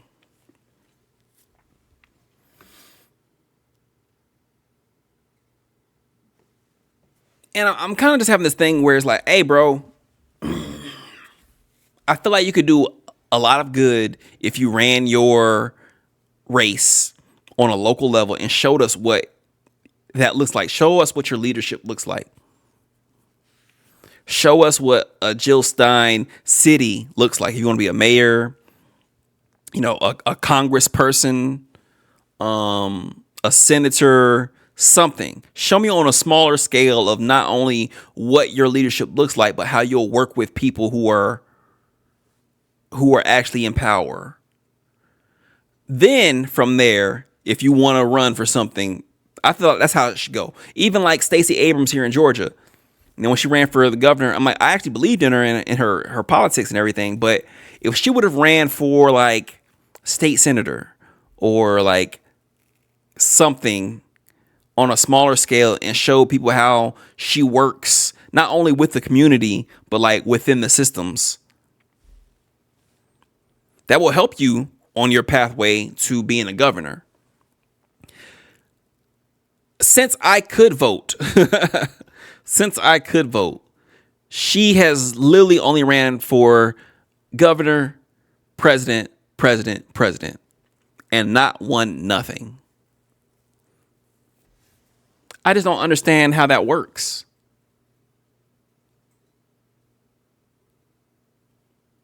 I just don't understand how that works. And that just may be me.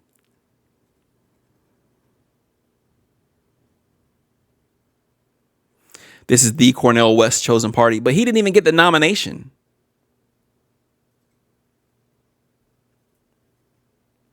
They actually made him kiss the ring for her. So I thought he was running on another ticket.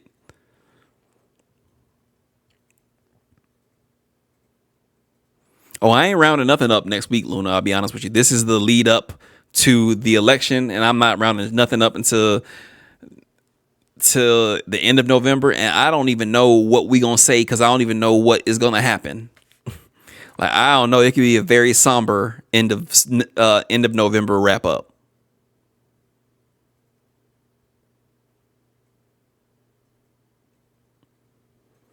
Okay, I see where you meant next month. My bad.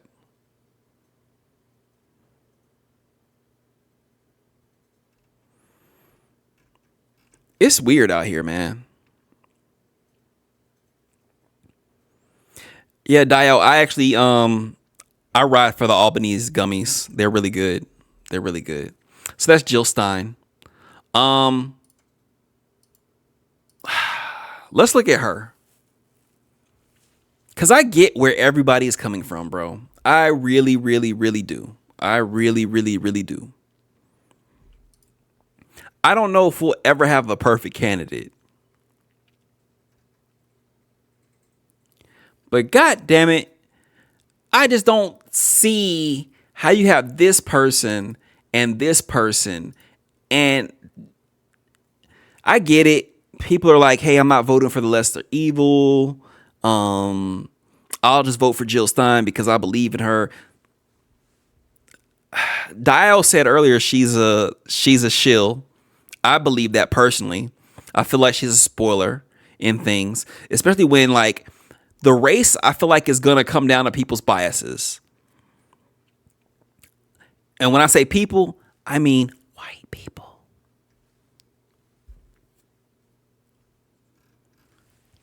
it's like, if y'all remember 2016, I just remember waking up.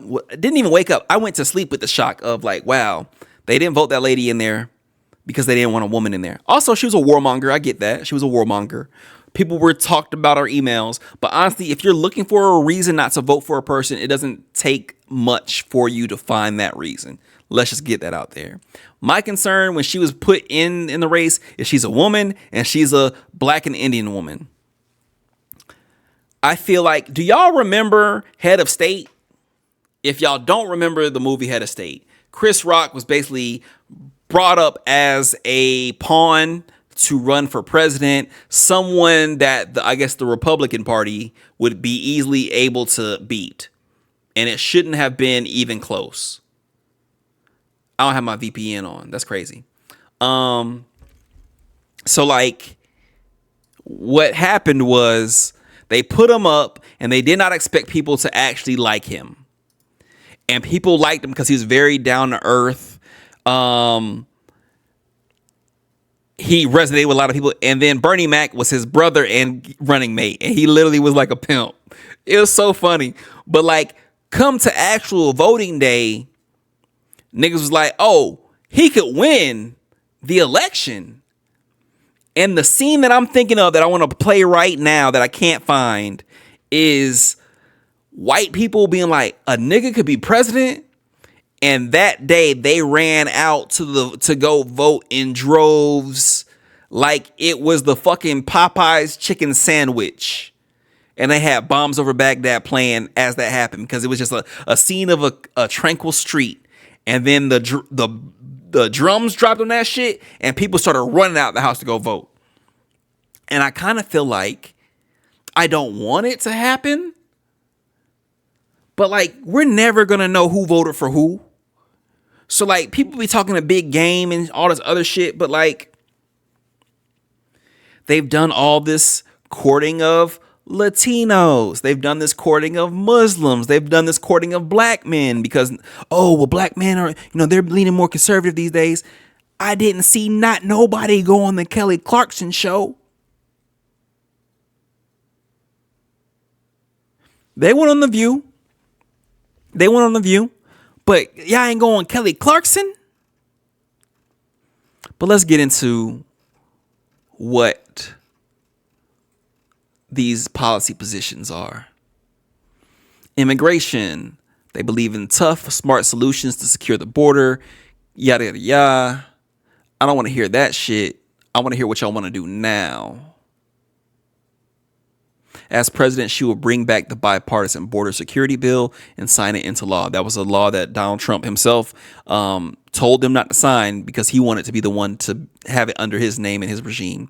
At the same time, she knows that our immigration system is broken and needs comprehensive reform that includes strong border security and an earned pathway to citizenship. So again, towing that line of, hey, we're going to bring back this border security bill to do things smart, but we also going to increase border security and also do an earned pathway to citizenship. So it's something for everybody. Okay. Healthcare. Harris will make affordable healthcare a right, not a privilege, by expanding and strengthening the ACA and making permanent the Biden-Harris tax credit enhancements that are in lowering healthcare premiums by an average of $800 a year. She'll build on successes like bringing the cost of insulin down to $35 and $2,000 cap on out-of-pocket spending for seniors. I don't care what you did. As president, she'll work with states to cancel medical debt for even more Americans. And she has called for the Medicaid postpartum coverage to increase from 2 months to 12. Okay. For energy and environmental issues. I'm just going to look for the words as president. As president, she will unite Americans to tackle the climate crisis as she builds on historic work done in the past, Inflation Reduction Act. Advances environmental justice, protects public lands, public health, increases resilience to climate disasters, lowers household energy costs, creates millions of new jobs, continues to hold polluters accountable to secure clean air and water for all. Yeah, other than that, it's just campaign promises. Economy. As president, she will fight to cut taxes for more than 100 million working and middle class Americans while lowering the cost of everyday needs like healthcare, housing, and groceries. Housing is really one of the number one issue. I'm hearing it more and more and off. Like, we could talk about a lot of different things because there's a lot of things going on, but housing is just fucking crazy to the point where everybody everywhere sees that housing is a problem. She'll also bring together organized labor and workers, small business owners, entrepreneurs, and American companies to create good paying jobs, grow the economy, and ensure America continues to lead the world. How? Education.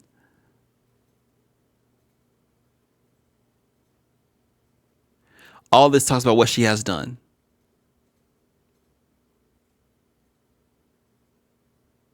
She will fight to ensure parents can afford high quality child care and preschool for their children. She will strengthen public education and training as a pathway to the middle class.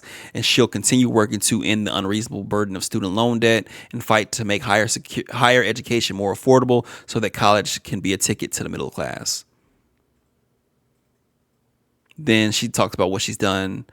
Provide nearly $170 billion in student loan debt. Okay. Relief. Gun regulation. I'm looking for those magical words. As president, she won't stop fighting so that Americans can have the freedom to live safe from gun violence in our schools, communities, and places of worship. She'll ban assault weapons and high-capacity magazines, okay? Require universal background checks, okay? And support red flag laws that keep guns out of the hands of dangerous people. She will also continue to invest in funding law enforcement, including the hiring and training of officers and people to support them, and will build upon proven gun violence prevention programs that have helped reduce violent crime throughout the country. Both sides again, got it. Criminal justice. As president, she will also continue to invest in funding law enforcement. Yeah, we just read that. Literally the same thing, but I guess they got it from the website, so cool. Foreign policy. As commander-in-chief, she will ensure that the United States military remains the strongest, most lethal fighting force in the world, and that we unleash the power of American innovation and win the competition for the 21st century, and that we strengthen, not abdicate, our global leadership. Abortion.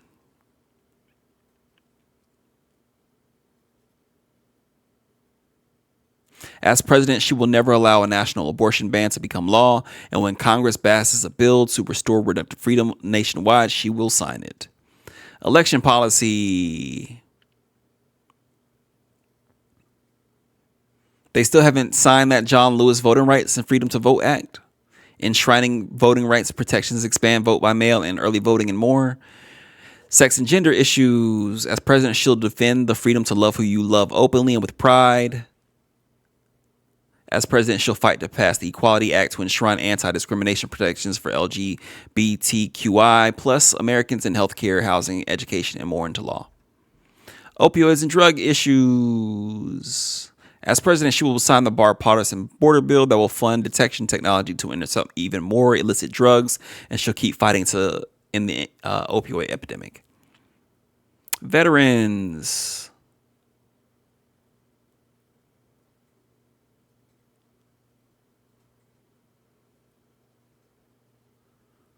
They will fight to end veteran homelessness, investing in mental health and suicide prevention efforts, and eliminating barriers to employment, and expanding economic opportunity for military and veteran families. Harris-Walz's administration will continue to ensure that service members, veterans, and their families will receive the benefits they've earned. Hear to that. Now, they didn't say shit about the thing, and we'll talk about that in a minute. Let's look at this guy's policies.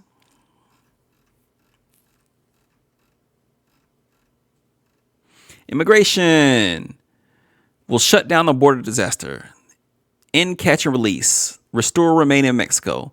Actually, if we were being honest about it, a lot of immigrants are actually in Mexico straight up right now. That's happening. They are remaining in Mexico because Mexico is not letting them get over. There are people getting over, but there is not as many as there used to be. And eliminate asylum fraud. His wife would have been caught in that RICO, right? There are hella people here from Europe that are here due to asylum fraud, including one Elon Musk at one point in time. In cooperative states, President Trump will deputize the National Guard and local law enforcement to assist rapidly removing illegal alien gang members and criminals. What about the children that are not gang members and criminals? Healthcare.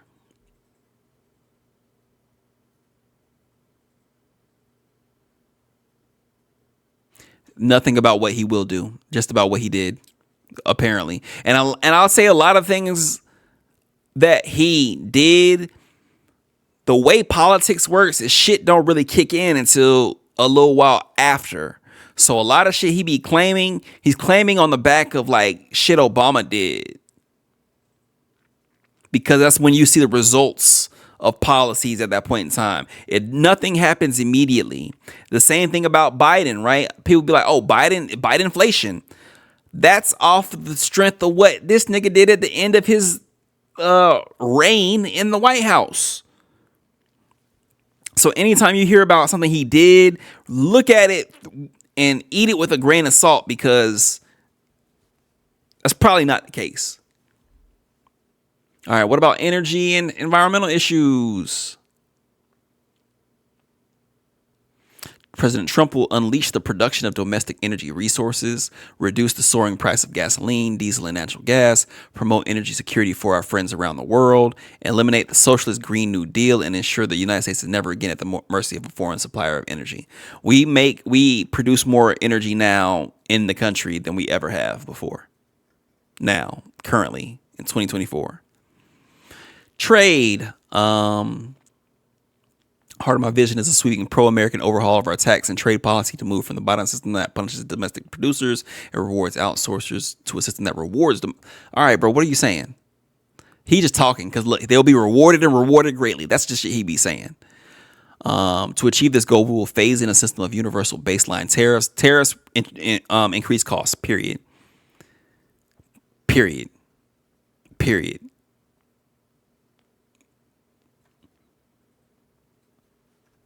Economy.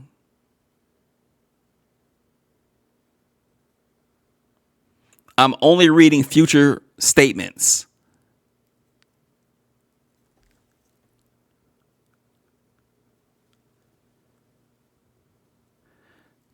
Trump's vision for America's economic revival is lower taxes, bigger paychecks, and more jobs.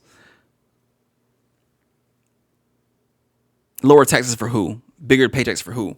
The bigger paychecks, yeah, the paycheck is going to be bigger, but then your tax bill is going to be bigger too, nigga. Anyway. And then when you take money from the taxes, what's actually going to prop this country up? Because a lot of shit get done through taxes. What are we talking about? Education. Trump will work to ensure that a top priority of every school is to prepare students for jobs. In connection with totally refocusing schools on succeeding in the world of work. He pledges to close the Department of Education. Get the fuck out of here. Gun regulation. He'll always defend your Second Amendment right to keep and bear arms. Criminal justice.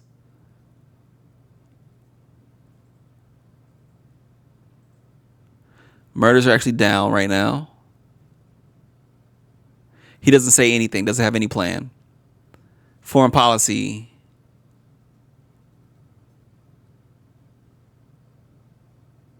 The Taliban thing was his fault.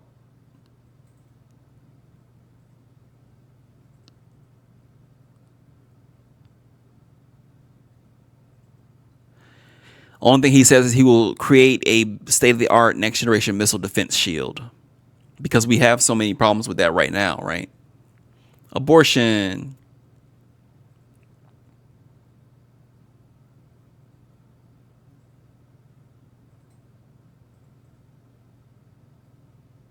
Basically, he's saying he's sending it to the states. We have it where we want to have it, and we don't have it where we don't want to have it, right? Again, I feel like that's to obfuscate from future plans. He's not really talking about things that they're going to do, because really when you think about what they're going to do, you should read Project 2025. Administrative state.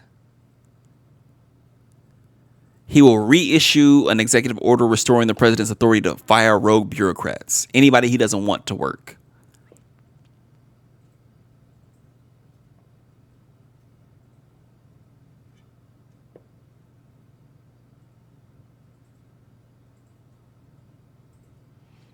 moving government positions out of Washington. Election policy. We will reform our election laws to verify the identity and eligibility of all voters to ensure faith and confidence. How? Include banning unsecured drop boxes and ballot harvesting. Oh, so you think that his wanting to ban drop boxes has anything to do with people attacking drop boxes right now? I wonder. We must ban private money from pouring into local election offices. But you taking $100 million from Elon Trump, though. I mean, Elon Musk, whatever that nigga name is. The entire environmental, social, and corporate governance scheme is designed to funnel your retirement money to the maniacs on the radical left. They're going to ban it. Environmental, social, and corporate governance.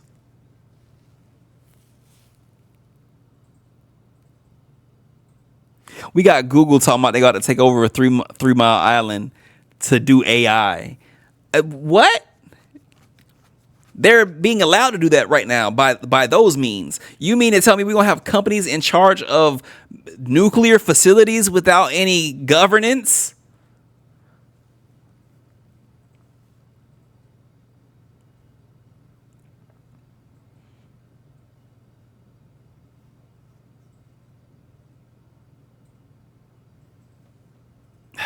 Government ethics. He's going to basically push for a constitutional amendment to impose term limits on Congress, a permanent ban on taxpayer funding of campaigns, a lifetime ban on lobbying by former members of Congress and cabinet members, and a ban on members of Congress trading stocks with insider information.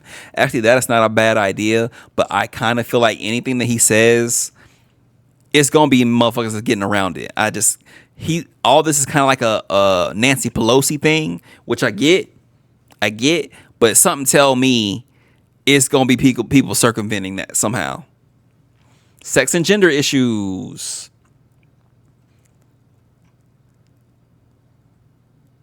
Establish that only male and female as the only genders. Keep trans people from participating in sports.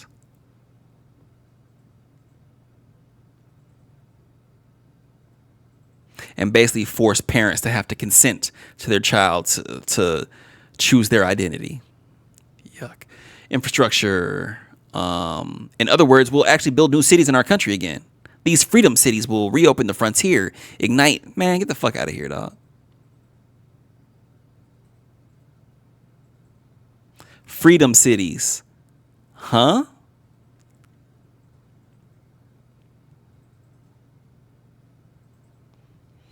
Modernization and beautification campaign, get rid of ugly buildings, refurbishing our parks and public spaces, making cities and towns more livable, ensuring a pristine environment, and building towering monuments to our true American heroes. Who defines who that is? Opioids and drug issues.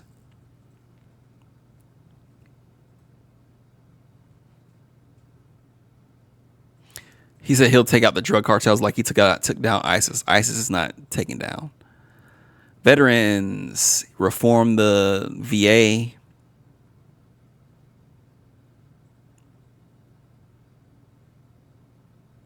I don't know. It's just a bunch of claiming things that he supposedly did, and I just don't think people really are paying attention to who this guy is.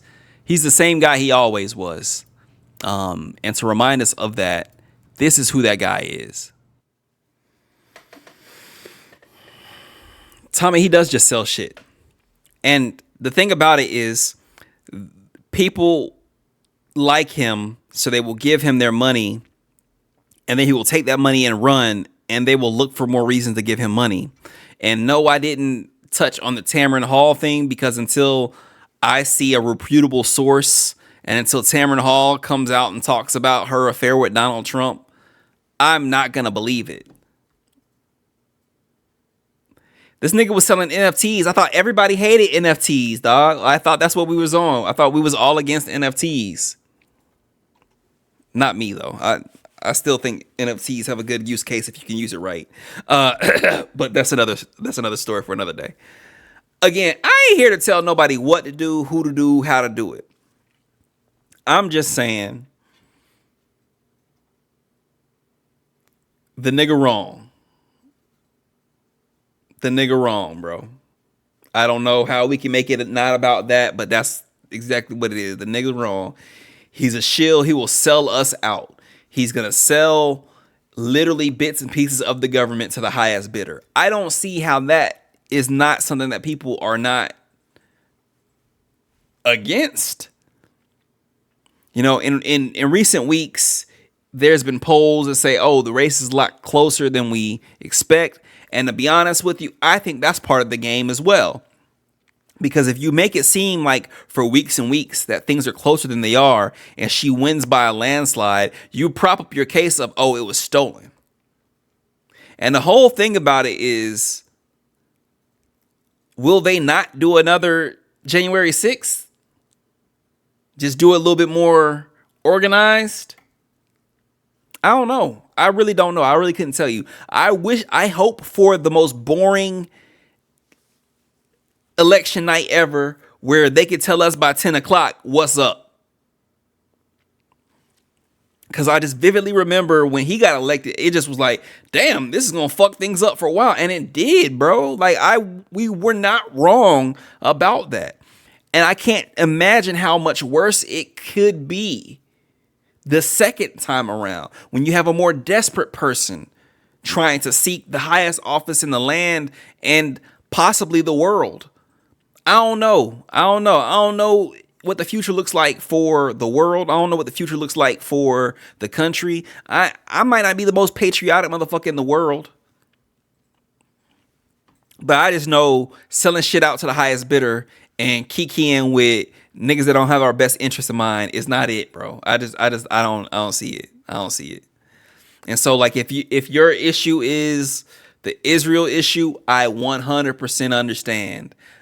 She, in my point of view, has to kowtow to the people who would make this a weirder thing, a way weirder thing than they already have, other than that Mehdi Hassan clip that we watched earlier.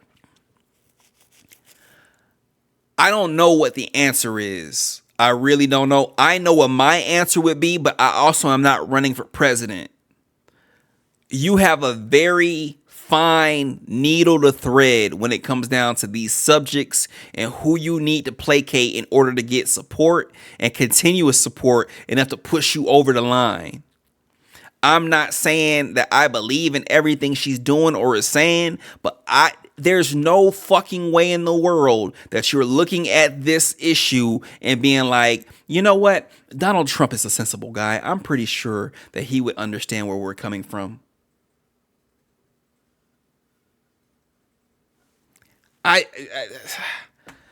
There's no way. There's no way. So cool. If you want to vote for Jill Stein, that's fine.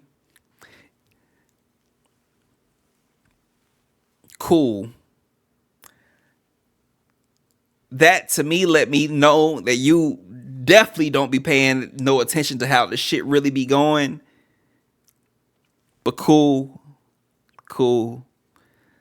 If you wanted to vote for the libertarian nigga, cool. Cool. Cool. Oh, yeah, I think that's part of the ploy. No matter what, depending on how it goes down is really the only thing that need to be decided. All I know is me and mines. Oh, nigga, you can suck my dick from the back, to take a line from Drunken Buddha. Yeah, dog. I don't know, bro. I'm trying not to be a pessimist about shit anymore because I feel like the energy that we put into the world is the shit that rules how shit goes in the world. And I be on my hippie shit at times. I get it. I just want something better because I'm at a point in my life where I'm trying to settle down and have kids. I'm trying to think about the future that I want to be a thing for my children.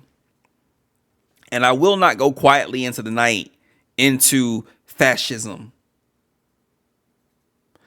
Tommy, that's what I'm saying. As soon as this shit is over, we need to immediately be trying to go ahead and establish a firm third, fourth, fifth, sixth party. We actually really need to get back to a wide range of parties with a wide range of issues and point of views, because that's the only way this shit is really going to work for us in the future. I don't know if that's ranked choice voting. I don't know how any of that shit works. I just know the two-party system, that shit got to die. That shit really, really got to die.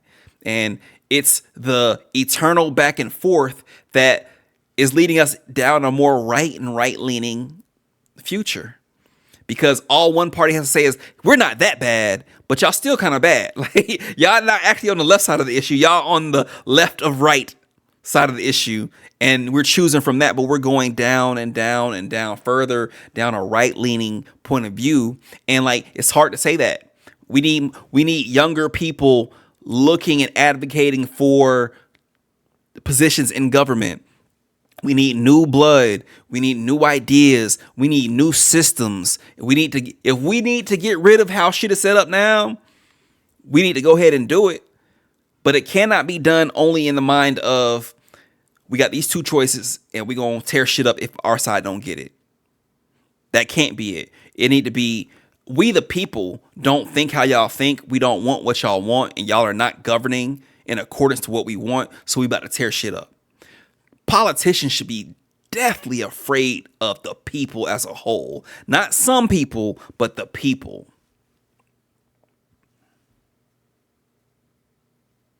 And that's just where I'm at on that. So again, I ain't telling y'all what to do, how to do it, what to do it. I'm just saying, if I was mad at the power company for how high my bill is, I ain't about to not pay my power bill to show them who's the boss. Because wouldn't be no streaming this bitch. That's all I got for y'all, man. Yeah, that's all I got for y'all. So, now that shit loud as hell in y'all ears, my bad.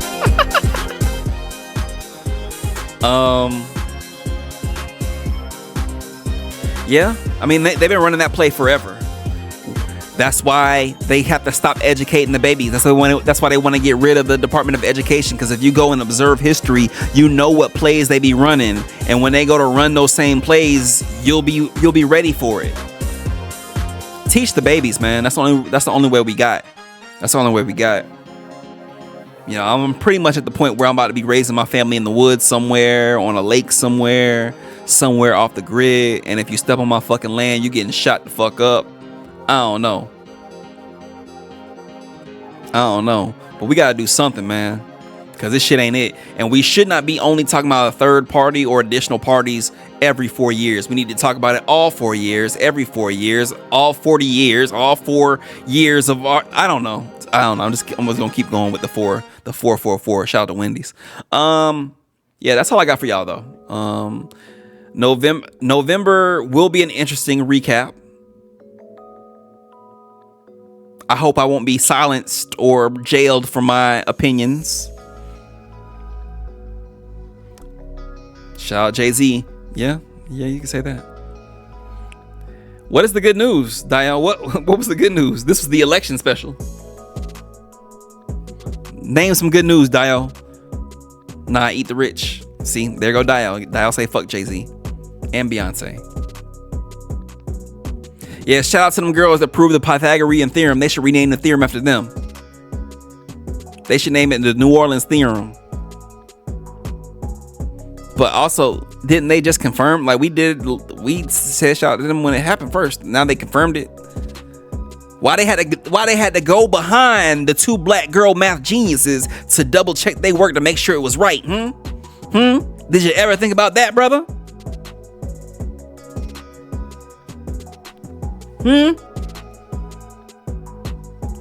Honestly, fuck Pythagorean theorem, bro. Tell me how I use Pythagorean theorem in my everyday life. How Pythagorean theorem gonna pay my taxes?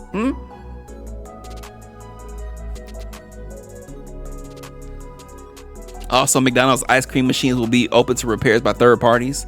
It's about damn time. We need McFlurries back in the streets.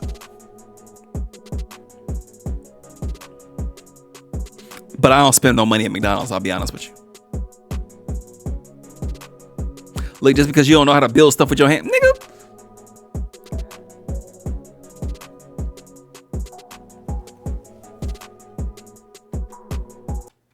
Fuck this nigga talking about.